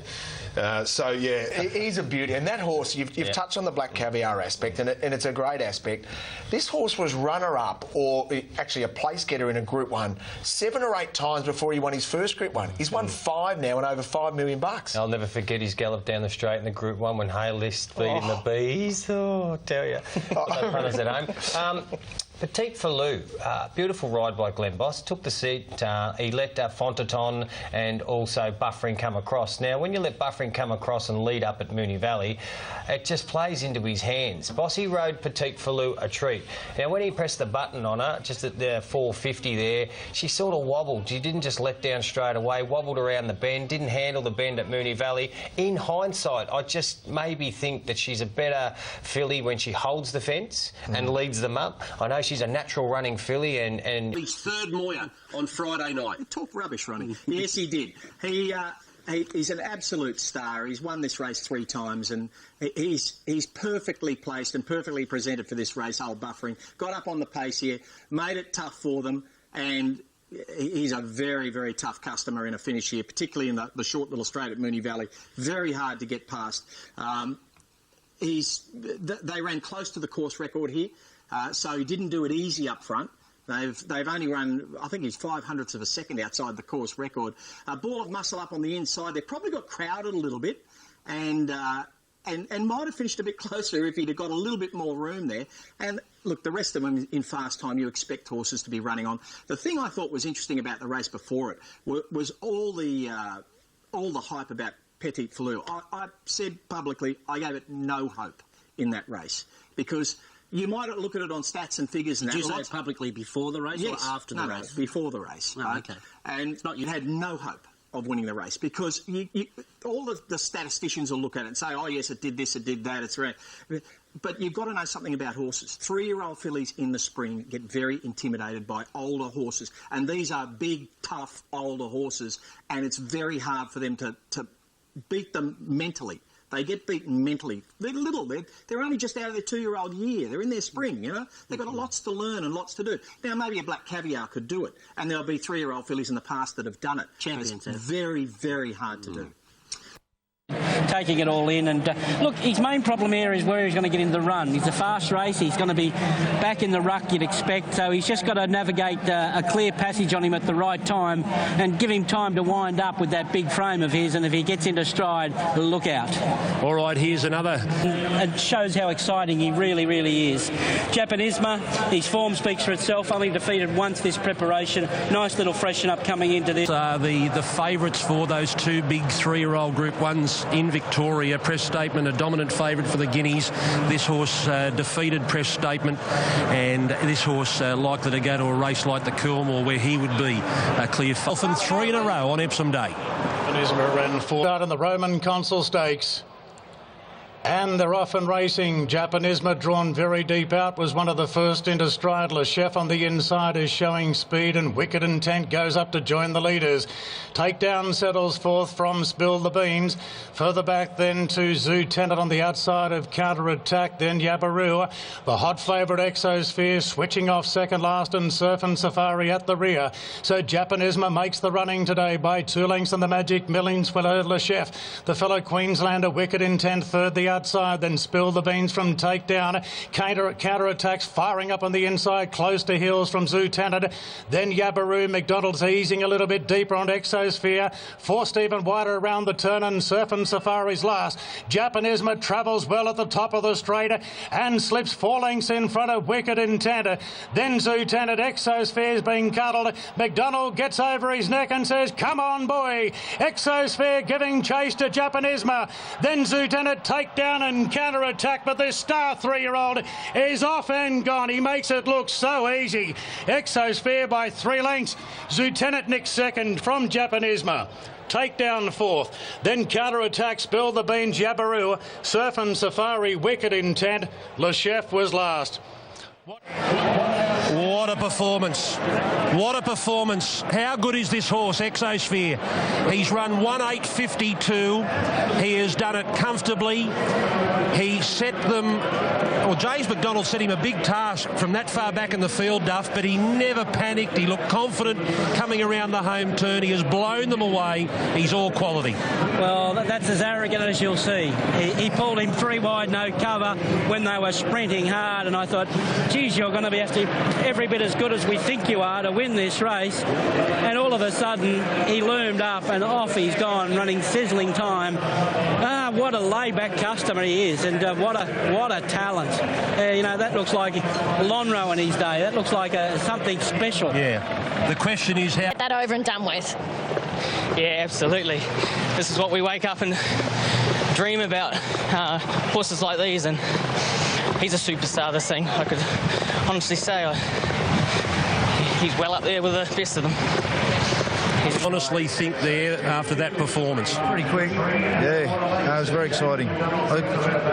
Sorry, mate, I was a bit worried to be fair at a half mile because he was so, long off him, but it was very impressive. James was obviously pretty confident in the run.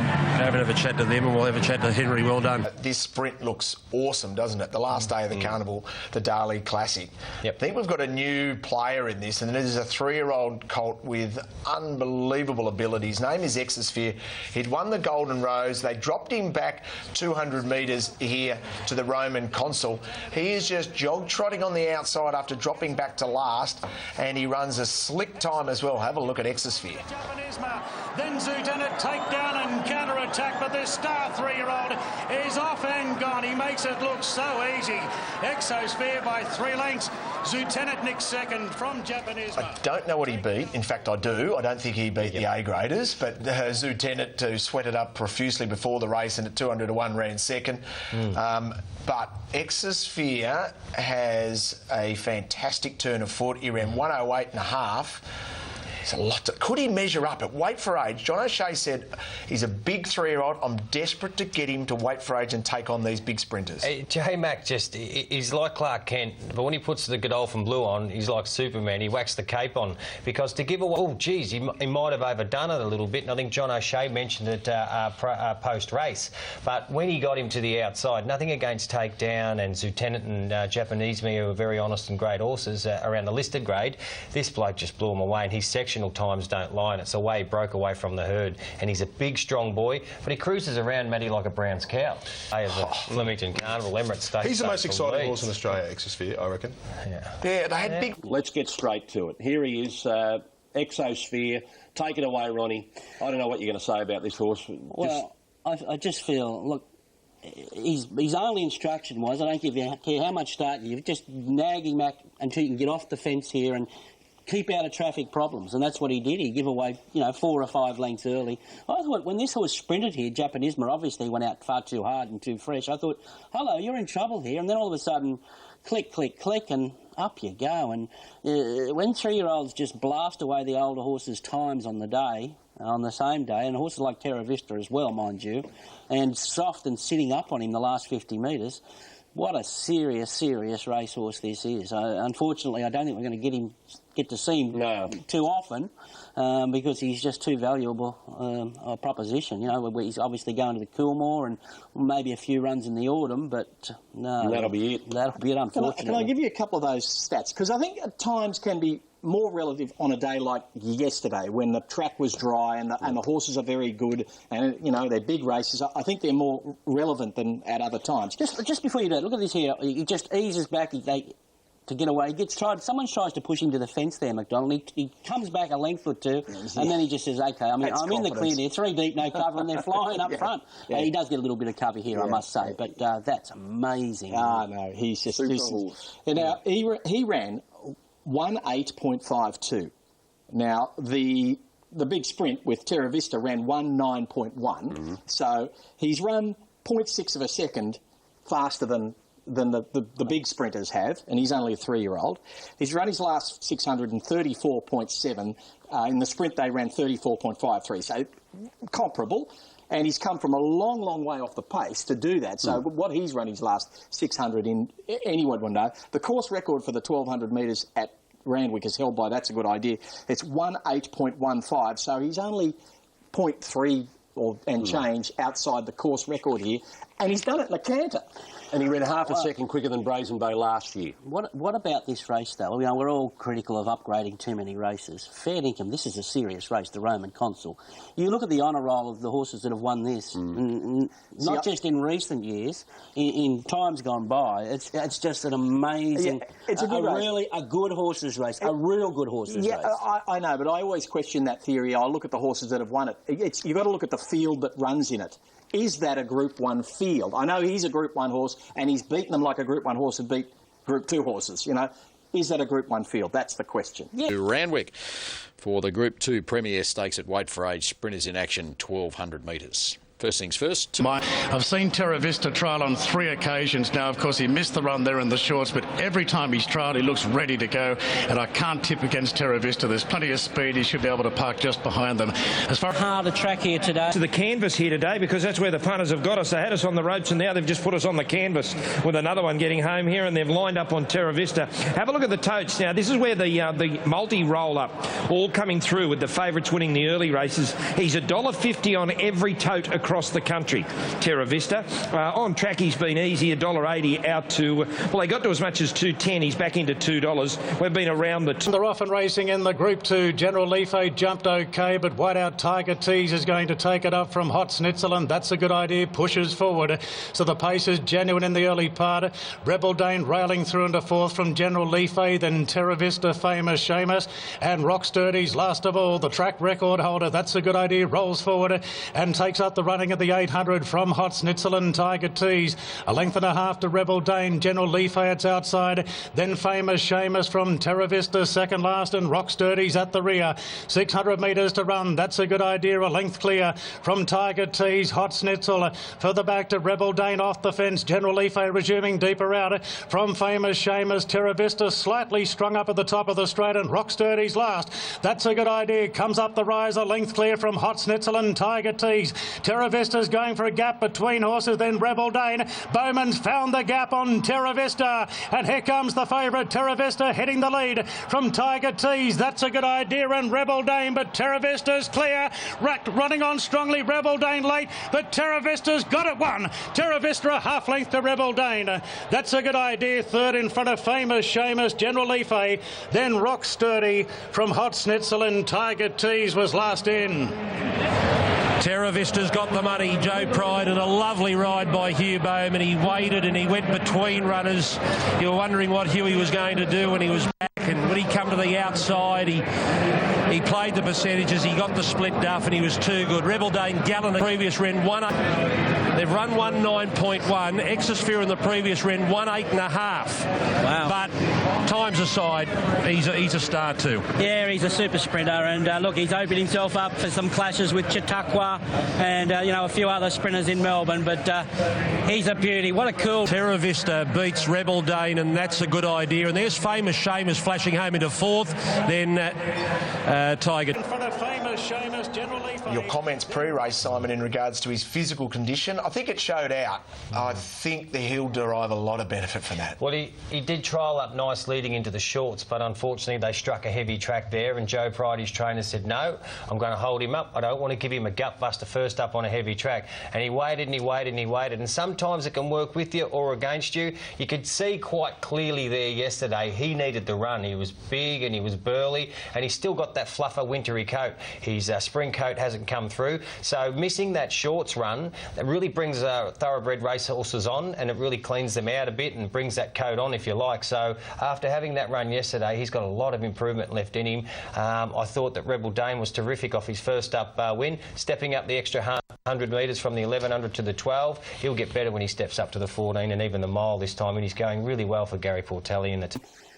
Real cool, calm and collected ride by Bowman. Like, he's on a odds-on favourite here. He could have played the percentages and come to the outside. You can just read his mind. He's saying, well, I'm on a horse, first up.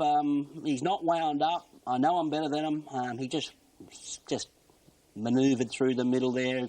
He had them beaten astride. He got tired late, and I must say, standing next to him after the race, he had a bit of a blow too. So there is room for improvement, and Joe sort of conceded that. I thought he'd be wound up with 3 trials, but he obviously wasn't. He must be a good doing horse at home. Good to see Rebel Dane put 2 good runs together now, one on the wet, one on the dry. So you'd say he's back in business. He's back in business, but only upside with the winner here, I'd say. Yeah, Joe. I think Joe's words after the race were there was a mile of improvement in him. So Joe does get his horses pretty fit first up. He's one of the trainers who does present them fit first up, and they often win first up. But you just have to think that horse, the way the race was run, I don't know, I didn't see him in the yard. You did. Did he look like there was improvement? Well, I like Welcome back to Royal Randwick. We're here in the Theatre of the Horse for the big one. This is the 150th running of the Star Epsom. It's worth $1 million and 14 runners. Great field. Great field. Winks is all the rage. He's a lot shorter now with all these favourites rolling in. Looking forward to the race. It's an... Up would be the go. Blinkers on Zach Purton. Very keen on Lucia Valentina on an each-way basis. Winks, of course, the big danger. Her win was just phenomenal last time at Rosehill in the Theo Marks. And of the rest... Let's hope we're not using him after the race. No, hopefully we'll be talking to you after the race. And Sadler's Lake too. He's open. The rough and racing Terranado missed the start. So did Messina. And Hook jumped best with Ecuador the outside. Malice away well into third. Entirely Platinum's going forward from pressing, and Sadler's Lake in about sixth. Then Sons of John. Lucia Valentina is improving on the rails on the inside of Rudy, and Winks has caught three wide going to the bend. Further back then to Terranado from Messina. Kiramosa second last, and Swainess is the last one. Entirely Platinum presses on now and races to the lead, but Hooked immediately comes off the inside with Ecuador on the outside. Two further back to Malice, then pressing from Sons of John. Further back to Lucia Valentina on the inside of Sadler's Lake. A length further back to Winks around Rudy, then Kiramosa. Well back then is Terranado with Messina, and last of all is Swainess. Entirely Platinum at the 700 metres, leads by 3/4 to Ecuador. Hooked with cover in third on the outside of Malice. Then Sons of John from pressing Lucia Valentina. Bowman starting to get a little bit closer now, and Winks as they come to the home turn. For Stephen Deeper with Kiramosa pulling out in front, and Swainess is getting to the outside. The Chargers on in the Epsom, and Hooked and Sons of John have raced up to hit the lead. It's Hooked and Sons of John from Ecuador. Now Winks is starting to close in from Kiramosa. Hooked and Sons of John, but Winks is starting to unleash with a powerful sprint, and Winks races up to hit the lead. She shot away in the Epsom. It's all over. Ecuador's Sons of John, Messina for the Miners, but Bowman high in the irons gives the big salute. She bolts in Winks from Ecuador's Sons of John. Messina run home into fourth, followed then by Lucia Valentina. Malice from Entirely Platinum. Sadler's Lake, Rudy, Terranado, Kiramosa pressing. Hook dropped off from Swainess. She's done it. And another classic ride from Hugh Bowman to do it. Another one to Winks. She is so very, very special. They've knocked her down again. She got stood on her head on the home turn, not once but twice, and Hughie Bowman gets her to the outside, and she has the biggest finish in Australian racing, Duff. Wow. Australian racing, Duff. Wow, she's apples all right. She got run off the track there. They come out under her neck, not once, not twice, but three times. She was cruising into the race at the right time, got stood on her head.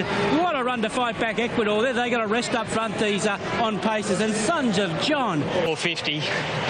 Again. Get herself regathered, composed, won with authority. I'd just like to congratulate Chris Waller on the management of the horse. You know, as an Auden 3-year-old filly, she didn't show what we expected of her, and he put her away and looked after her, and now he's reaping the rewards. So, ride a horse of this calibre and to win my first major Randwick mile means a great deal. Go and enjoy your Group 1. Thanks, brother. All right, Peter Tom, owners, the part owners, he doesn't know whether to laugh or cry. We were standing there in Brisbane after she won the Oaks. Does this compare? Yeah, she'll be off to Melbourne. There'll be a nice race down there for her. Look, it's easy to talk Cox plates, but we'll get today out of the way and be realistic at the same time. Over to you, Deb. Watch her with the pom-pom blue colours trying to get out. Hooked and Sons of John, but Winks is starting to unleash with a powerful sprint, and Winks races up to hit the lead. She shot away in the Epsom. It's all over. Ecuador's Sons of John, Messina for the Miners, but Bowman high in the irons gives the big salute. She bolts in Winks from Ecuador's she was breathtaking, and the significant interference was a little earlier than that, and no doubt we'll highlight the interference because that was the story of the race. Kiramosa outside saying, no, Blake Shin, to Huey Bowman, you are not going to get out. Huey trying to push out. Eventually he does get out. She shows a turn of acceleration, which is just breathtaking. She bolts in the end. Ecuador, Sons of John runs second and third. But, Simon, here's the interference. It was, I thought at one stage Huey was going to come down. It was all just a little bit of history repeating from the Theo Marks when she got on heels just at the top of the straight behind Boss Lane. She picked herself up and we didn't think she could win. She went whack. She's following Sons of John's, Kiramosa, Blake Shin, tactical. Wanted to lock her in. Huey Bowman was nice and close. He was only 3.5 to 4 pairs back off a nice, genuine speed. He was close enough, but Blake Shin said, hey, mate, you're not going to get it easy today. Went around him, tried to put him in. But this is why she's a superstar. This is why she's so good. This is why you want to get excited about Winks. Not everything goes right in the run, and she's able to just pick herself up off the turf and use that acceleration and really knuckle down. It doesn't worry her. Now, most horses like that, when they have to check inside the 500 and lose momentum, they're gone. They don't win. But she goes on and wins by 3 lengths. Now, OK, it was compressed weights. There was only 2 kilos between the top weight and the bottom weight there in the Epsom yesterday. But it's the way she beat them. You know, it's the 3 lengths that she was able to space them on. So around Moonee Valley, that hot wall from the 700 in a Cox plate, she's going to be sitting back there picking those horses up and waiting to go whack at the 1.25 miles. So she's perfectly suited heading towards Moonee Valley, I think. You've been adamant, and history will say that she can't because at 1959 we've got to go back for an Epsom into a Cox plate. Yep. And then the other story out of the race, and that's your favourite topic, CJ Waller, 50th Group 1 at 41 years of age. We've done that. His stats are unbelievable. A marketable horse. Correct. That's what it's got. Yep. I don't know if she's a superstar or not. I don't think she beat anything yesterday particularly, but she's a picket fencer. She's extremely exciting. She's now the favourite pretty much, or she's up there. Yep. She's the star act at the moment because she's got the picket fence and she's sellable, isn't she? Well, Matty Kermit ones to come, but if we went home before the Epsom, everyone would have went home happy. The racing was that good. And then we got to this. Let's have a look at the Epsom handicap. It's $1 million, the 150th running of the race. Winks, we're going to highlight Winks quite a bit here and just show you what she did. And there's the point of the race that we'll go back and highlight when she got into awful trouble when Kiramosa whipped up so quickly, Ronnie, but she still managed to find a way to win. Well, she just, to pick herself up after that incident again, it happened to her at a previous start. She's just got something freakish about her. And if she's not big and have the stuffing knocked out of her at the 400 or the 450 there, and then to just, balance herself back up and do this to, in a $1 million race, it's, look, she's probably stamped herself running the Cox plate. I don't know. Why not? Why not? She's a freakazoid. Absolute freak, this. You just don't see this happen when they get back, they get into trouble. She just ends up pushing her way out because she's going that well, and just a turn of foot. It's not like we've seen it for the first time either. Every time. This has been going on for quite some time. Every time. Not every time. Every time since that Sunshine declares as his next step with her. I think the original plan was always going to be the Maya Classic. Yeah. Not a tough spring for her, but the way she's going. Well, the Cox plate has to be a consideration now. And also considering he has another great chance of the race too, Kermit. Yeah, that's right. All good. The marketplace says she's second favourite now, so it's the marketplace is telling you to run. Massine would have run second. Very famous for me, but won numerous Group 1 races with. Yeah, let's hope they can again today. But you have the other chances too. Kimberly's here. I thought she paraded beautifully. I loved the first up run. I think she's a quality filly and a staying filly at that. And hopefully we get some sort of a mile test here for her to come into her own. So I can see the favourite's the horse to beat, and it's dangerous going against them the way things are flowing here today. Speak Fondly, a class act who stamped herself with a... Surprisingly, Speak Fondly, nowhere near as short in the ring or with fixed odds here as she is on the tote. She did firm $2.60 to $1.50 on the tote when the multis rolled through from Winks winning the Epsom. She's $1.80 now on the tote. $2.25 fixed odds, which is the price she's been for the majority of the day. Pearl's the second pick here. Now, there's 3 horses being... Sophia Rosa taken back at the starter, and Flamboyant Lass won the break, but the favourite Speak Fondly straight up into second. Lauren's Magic Parks in third. Semper Libra into fourth, then Hanesta a bit closer from Perignon. A length after Pearls, Kimberley Star, Ocean Tempest.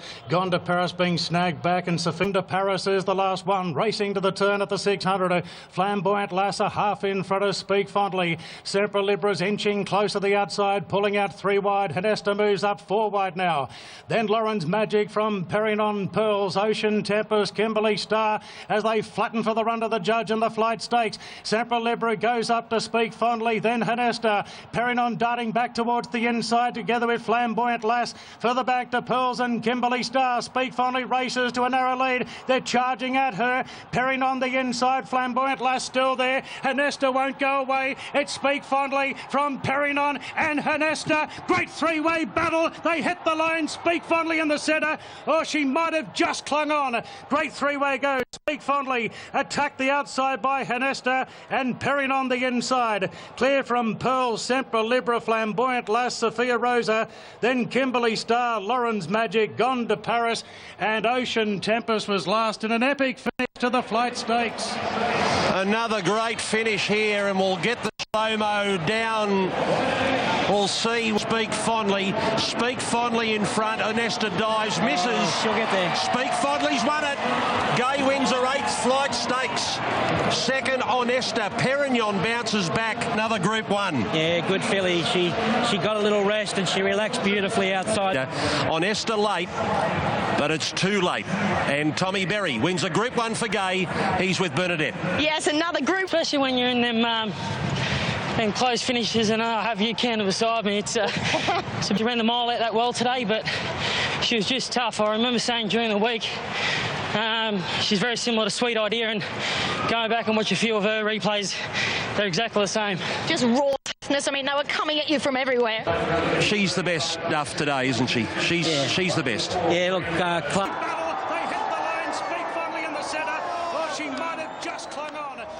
And she gets her 8th win in the race, courtesy of a Tommy Berry ride on Speak Fondly. The favourite wins. Hanesta was just terrific at the end of that 1,600 metres. Will she go towards the Oaks? Perignon runs third. The numbers there 1, 4 and 3. And it was close. We saw the connections of Hanesta on the outside, thinking that they may have won. The photo came up and he looked devastated, the owner of horse number 4. It might have even been the owner. Get a little cake. Can she run the mile? Tommy Berry, he knew that he had the best turn of foot, a class filly in the race. She was the 3-year-old filly, stepping off the Golden Rose, running second to the boys over 1,400 metres, and it was just the patience and timing. Everything had to fall in place. And when the stablemate Flamboyant Lass went out and led at a comfortable speed, he was just sitting off her. He poked up with others, but it was Speak Fondly's day. And what a preparation she's had. She's been really good all the way through. Her only defeat was beaten by a freak there in the Golden Rose. She stepped up to a mile yesterday. A little query on that, but after they loomed up to her and you thought, well, they'll be testing her at the mile now, she had to hide to fight back. You know? It was the 120 metre mark. I think you'll see here. Hanesta comes at her, and it's just that kick of half a length. I think it's about... Hanesta gets in her eyesight here, and she just kicks there, about a half length, and that's just enough to hold on. Hanesta's got beaten a lip, but, you know, it was a very brave effort. Yeah, look, Hanesta's obviously underrated, and Perignon bounced back from that poor post-recovery last time and run a much improved race.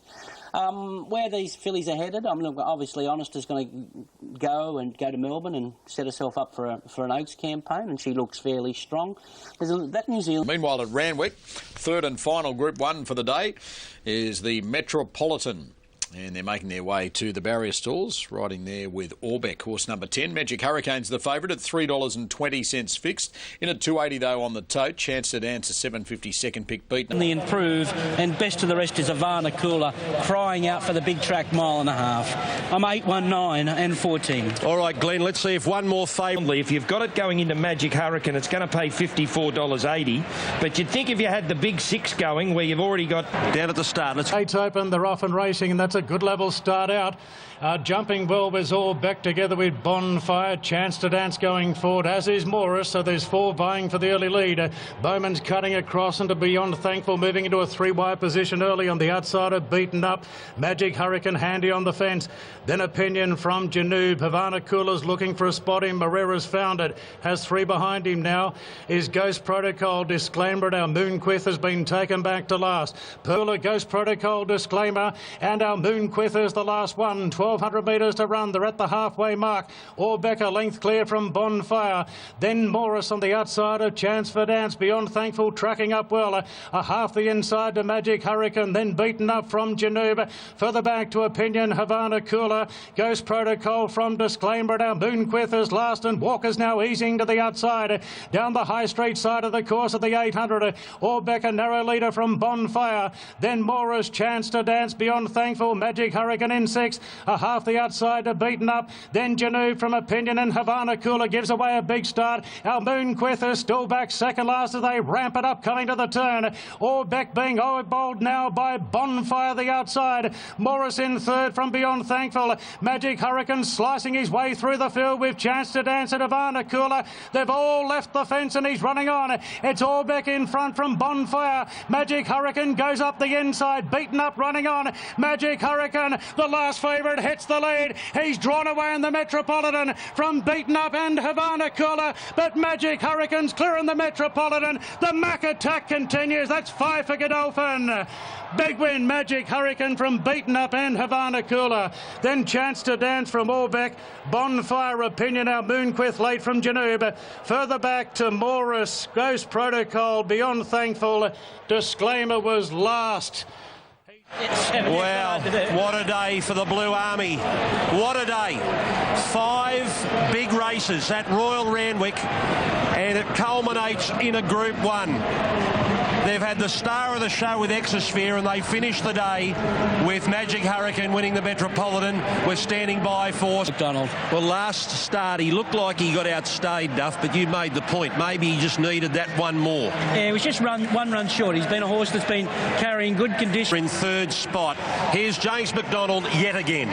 The Mac attack. Well, he did what he also did on BMW Day, and that is ride 5 winners. What an achievement for James McDonald and John O'Shea.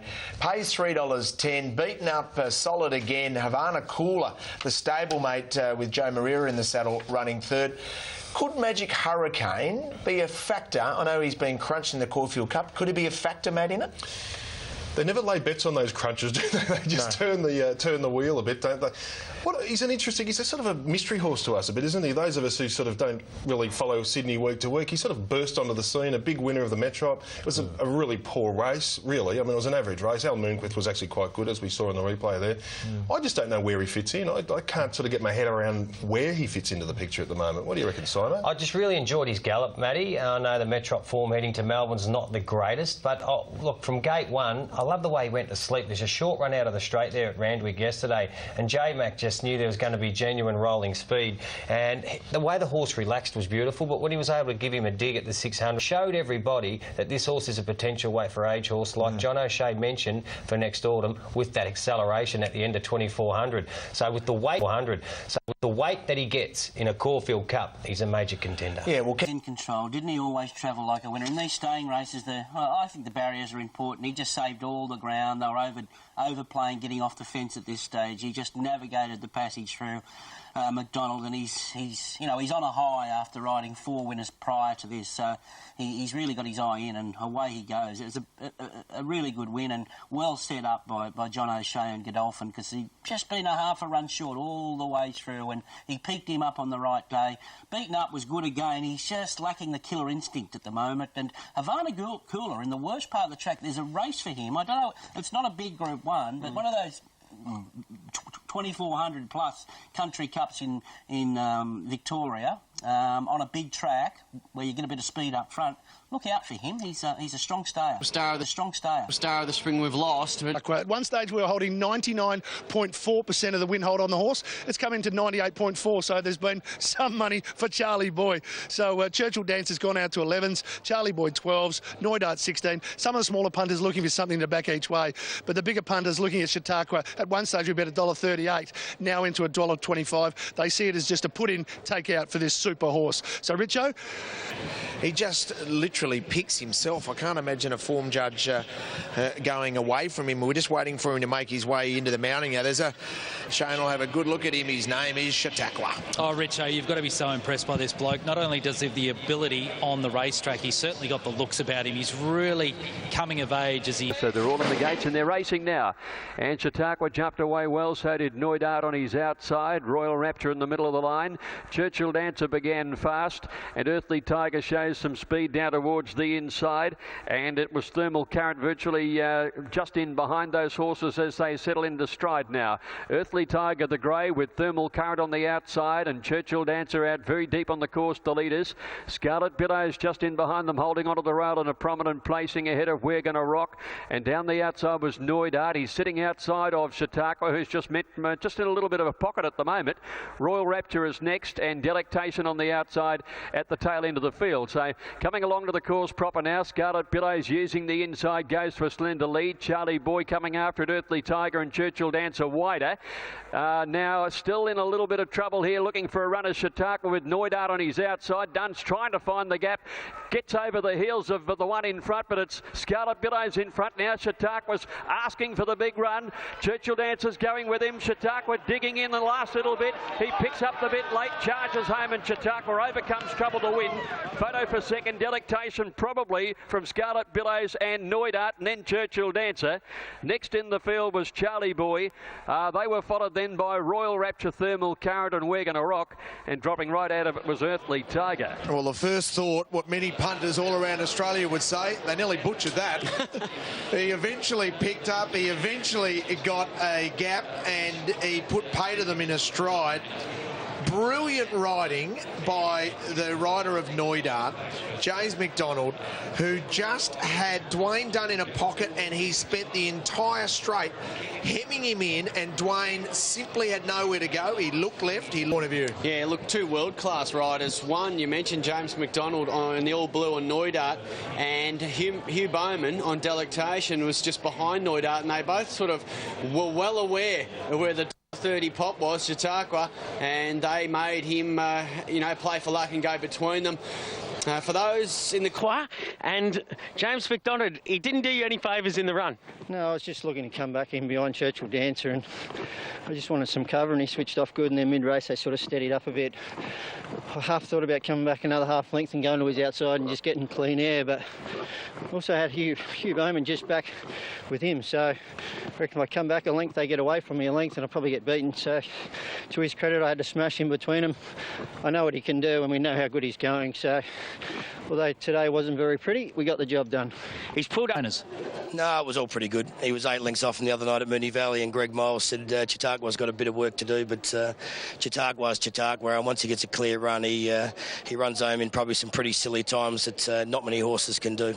He's got an extraordinary ability to pick himself up off the canvas very quickly and find a length, 2 lengths, unlike many other horses we've seen. Well, you're right, and I mean the truth is he could sit and sprint, and the good horses have a great turn of foot, and he's just got a ridiculously good turn of foot, so that's what makes good horses good, and the great horses that are great have got that ridiculous turn of foot like he has. I know as a rule you're a bit keen to go back for the Premier Stakes in Sydney yesterday, and decided to stay here because the race was across the road, and we didn't have to float him back to Sydney then back to Melbourne, but one race at a time. There's no rush, and have a look at him. I think he's only had 20 starts in his career, and less is more with this horse. So Hong Kong is... To race 5, the Edward Manifold, and the best back runner here has been Sacred Eye. This has been fascinating to watch the betting here with these horses all coming out of the same form race, but Sacred Eye in now to $3.80, and at one stage we bet $4.20, or that's gone back up to $4 just as I started talking, if you like. Battawai is also reported $5.50 out to 6 back into $4.80. This surprises me. Don't Doubt Mama has gone from 5s into $4.60 out to $6, and Sailing By, surprisingly, in the 1,000 guineas next Saturday. That'll be be a consideration here for the fillies in the Edward Manifold. Of course, a change now in the program. In the past, it used to be midweek, the 1,000. Completed the way now, and Sacred Eye jump well down on the inside ahead of the Grey Flash. Butterwee at Thames Court. Pearl Star away quickly and dash to the front. Finds the lead and now tries to slam the brakes on. Let a couple go around her, and obliging is Heir Apparent, who runs to the front and moving to second, sailing by. Pearl Star got the drop, and My Poppet moved back as Delverton, followed by Parallel Lines, and Maru is last, running down to approach the home turn. And at the 800 metres, Heir Apparent by a length, sailing by a length to Pearl Star. My Poppet is poised fourth on the outside ahead of Thames Court, Butterweir, and then Bengal Cat in the black colours, who's out wider, followed then by Don't Doubt Mama, trying to find her way through, and Sacred Eye likewise buried away on the rail. Coming around the home turn, 500 metres left to go. Heir Apparent first for the judge from sailing by. Pearl Star, My Poppet starting to come home on the outside, and here's Butterweir letting down with her run wider out. They're followed by Sacred Eye. She's in the clear, 3 lengths off the leaders. Coming to the 200, sailing by, grabbed by Butterweir, My Poppet, Heir Apparent trying to fight back, and then Sacred Eye on the outside, and Don't Doubt Mama, but Butterweir's bolted away past the 100. She's opened up 3 lengths and striding away, and Butterweir is all too good for them. Sacred Eye 2 lengths second, My Poppet third, then sailing by, followed in by Thames Court, Don't Doubt Mama, and the Grey Flash. Further back was Pearl Star, and they're followed then by Delverton, Parallel Lines, and back behind those horses to finish in the race each lead. Damien Oliver continues his domination of this race. That's his 5th win in the Edward Manifold Stakes, and he teams up with Mick Price. That was super impressive. Battawire wins $5 into $4.80, pays $4.90. Yeah, she's a nice filly, this. Really impressed me today. Settled midfield, good position, relaxed really well, but showed some nice acceleration when I asked her in the straight. Kicked off with a win at Matoa, then goes to a Pakenham, the last start Pakenham win, and just taking small steps as we go, but then stepped up nicely today. She did, yeah. She beat a horse that I ran second on in the last start, and she won well. And Group 2 winner into a Group 1. Oh, without a doubt. And look, she's terrific. I love the acceleration she displayed. As Mick said, there's nothing of her, but she... Appreciate how you give us a little slap. No, look, I'm not as a big fan. When we get it right, we don't hear a lot of that sort of stuff coming our way. But anyway, it's all taken in great fun, and we appreciate your support of everything that's happening here in Victorian Racing on racing.com. Here's the Bart Cummings. Simple scenario here. You win and you're in the Emirates Melbourne Cup. It is such a tantalising proposition for all the owners. You ready? Can he lead them home? They're away. And Precedence jumps well. Away fast. The grey there on the outside. Maygrove, and it runs to the early lead. Let's Make a Deal is up on the pace as well. Sontag's there with Cafe Society. Wexford Town pushing through, and Crafty Cruiser on his inside.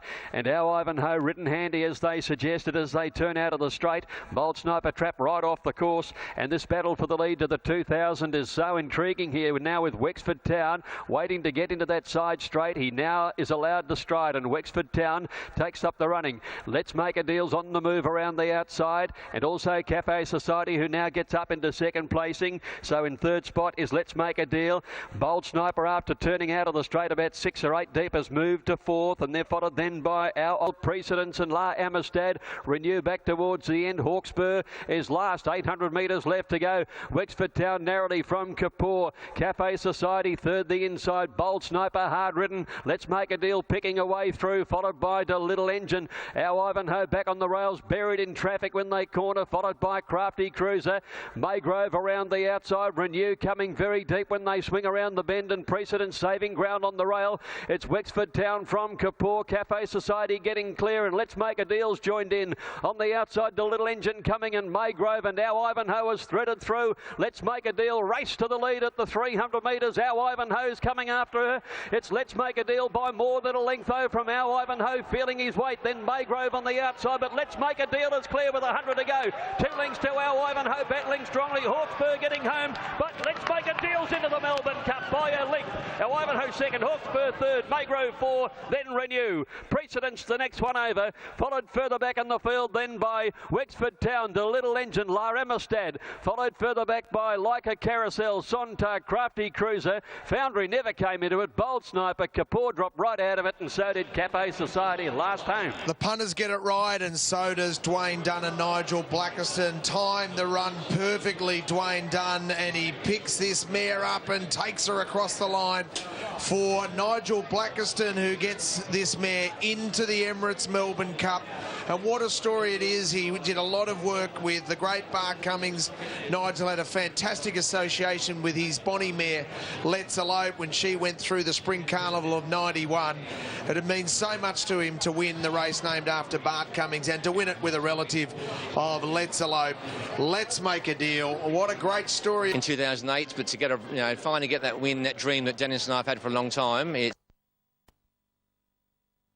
Time now for the big one, the Group 1 Turnbull Stakes. And last race we saw Foundry Adrifter, not so this time for the same stables runner in Amrella. It's still holding on to its price, and so we look at a really open betting race, terrific race as we expected. Amrella's been there solid at $5.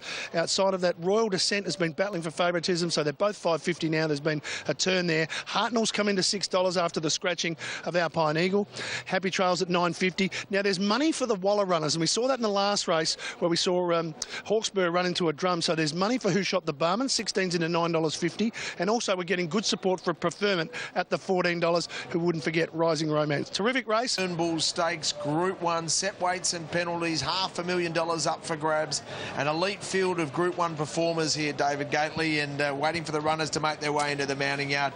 And it's $5.50 the field. It's a really tough assignment for the punters. Look, that sort of race, hasn't it, for a while? Hard to identify a lockdown on one or two. Obviously, Romance is going to be the final one, and they're away. And Happy Trails, one of the first to bounce out, and Magical got away well. Royal Descent from outside, and Volk, Stock and Barrel in the red colours, and Weary's jumped well today. He's up there, and Set Square showing a bit of speed as well. Hartner went right back, and he's last of all settling into stride. Where now as they settle down, Volk, Stock and Barrel's working up, and he's taken over the running now. So Volk, Stock and Barrel has it. Weary trapped out on the improve, keeps going on and presses the leader looking for the front. Just in behind them, Dandino's gone on from the outside, and he's moved to third, covering a little bit of ground though. Magical down on the inside, and Set Square's in that bunch as well, settling fifth, and they're 2 lengths clear. Protectus not too far away today, within about 5 lengths of the leaders, followed then by Royal Descent. Happy Trails next to Amrella. Rising Romance the outside, 2 lengths Preferment. Back behind those horses, Gust of Wind, 2 lengths to Who Shot the Barman, and then came Extra Zero, and Hartnell at the tail end of the field, about 12 lengths from the leader. 1,000 metres to go. Weary hasn't been able to cross over, and he has the lead ahead of Volk, Stock and Barrel. Now he has crossed, in fact, and Volk, Stock and Barrel comes to his outside. Dandino stays 3 wide. Magical, Set Square. They're followed then back behind those horses to Royal Descent on the outside. Rising Romance off the track, being followed by Protectionist. Happy Trails worse in midfield on the rail. Next is Amrella as they race around the home turn. 600 to go. Who Shot the Barman's pulled to the outside, and then follows as they swing for home. Hartnell getting to the outside from Preferment, Extra Zero and Gust of Wind. So Weary against the fence, led from Volk, Stock and Barrel. On the outside, Dandino. Set Square looking for the run through. Down the outside, Royal Descent, followed by Happy Trails. Still Hartnell at the end of the field. They come towards the 250. Then Volk, Stock and Barrel ran to the lead. Set Square the inside. Royal Descent coming. Dandino's there. Preferment's coming on down the outside from Amrella. It's Royal Descent just the leader from Preferment on the outside. Royal Descent grabbed by Preferment. Preferment in a bobbing go. Maybe Preferment just from Royal Descent. Set Square might get third from Dandino. Extra Zero rattled home late, and then Hartnell Amrella. Who Shot the Barman made late ground on the outside, followed by Happy Trails. Gust of Wind. Close up behind those was Protection as Volk, Stock and Barrel, Weary, Rising Romance and Magical last home, and Preferment's going to win it. Preferment wins it at $11. Huey Bowman, another Group 1 for Chris Waller. He makes it 51 and emulates what Elvstrom did back in 2004, won the Derby 1 year and come back and win the Turnbull. He might just win the Emirates Melbourne Cup. He makes it 2 wins in a row. He's in absolutely fantastic form. He wears the famous colours, the Huddy family that was made famous by Shootout. Chris Waller trains 1-2, the Oaks winner. Set Square there for third. Dandino prominent as well. A host of really good runs, none better than that one. Agree, terrific win. and the Magic Hurricane form, Frank, from yesterday into the Turnbull Stakes with preferment. Loves Flemington. His Derby win when wide, no cover, unheard of to that sort of trip to beat them all. He did it, and he's emerged here winning the Turnbull. And great to see some 4-year-olds here, first and third here, set square back to the inside, have split up Royal Descent. Good to see some fresh blood here winning these races, Richo. What a star this young man is. Group 1 Turnbull Stakes today on preferment, and this horse, he dug deep last start and he did that for you again today. Yeah, he's a genuine Group 1 performer, and you all saw him here when he's maiden in the VRC Derby last year. And look, he was an immature horse then, but with a light autumn, he did go into the Derby, but he didn't like the softer ground, but he enjoys the firm ground. He loves Flemington, obviously, and I said after he won the last start, he was in for a big spring, and to come here under these conditions and win again, I just think spells big things, and he's a very exciting horse. Key is... And, just good to see him showing speed over 2,000 metres, not only second up last start in Sydney, but again today against probably some of the better horses around. And we know he'll get the distance of, say, 2,400 metres and beyond.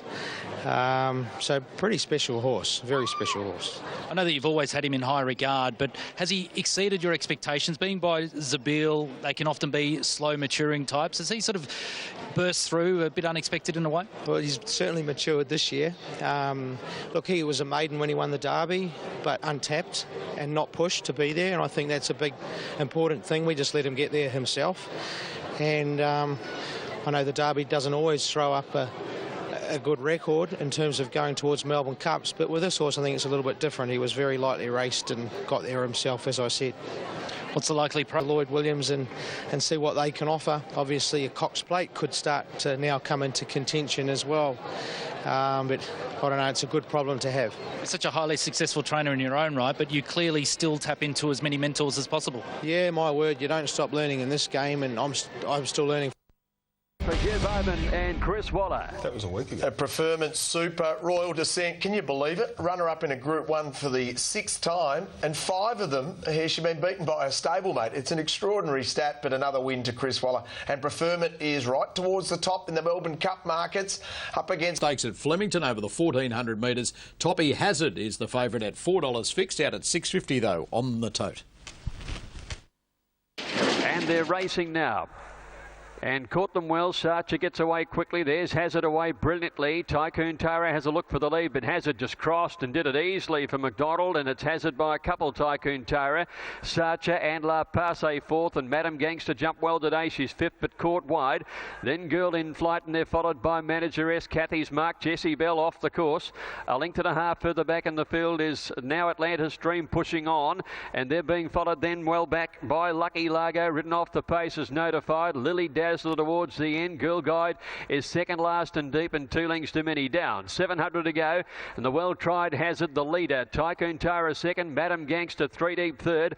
A length and a half away then to Sarcher the inside. La Passe back behind those horses. Kathy's Mark starting a deep run. Jessie Bell's never been near the rails, and she's putting in a wide run around the outside, and then Atlantis Dream. So Hazard leads Tycoon Tara. La Passe, Madam Gangster the outside. Sarcher back on the inside. Hazard in front. She's beaten off Tycoon Tara, heading past the 300 metres. Or has she? She's starting to lift again, Tycoon Tara. And now La Passe, Madam Gangster closing. Jessie Bell out wide. It's Hazard now. La Passe's bouncing on the pair of these leaders. La Passe at the 100. Got to Hazard and Tycoon Tara. La Passe clear near the line. La Passe gets in from a lineup. Manager is second.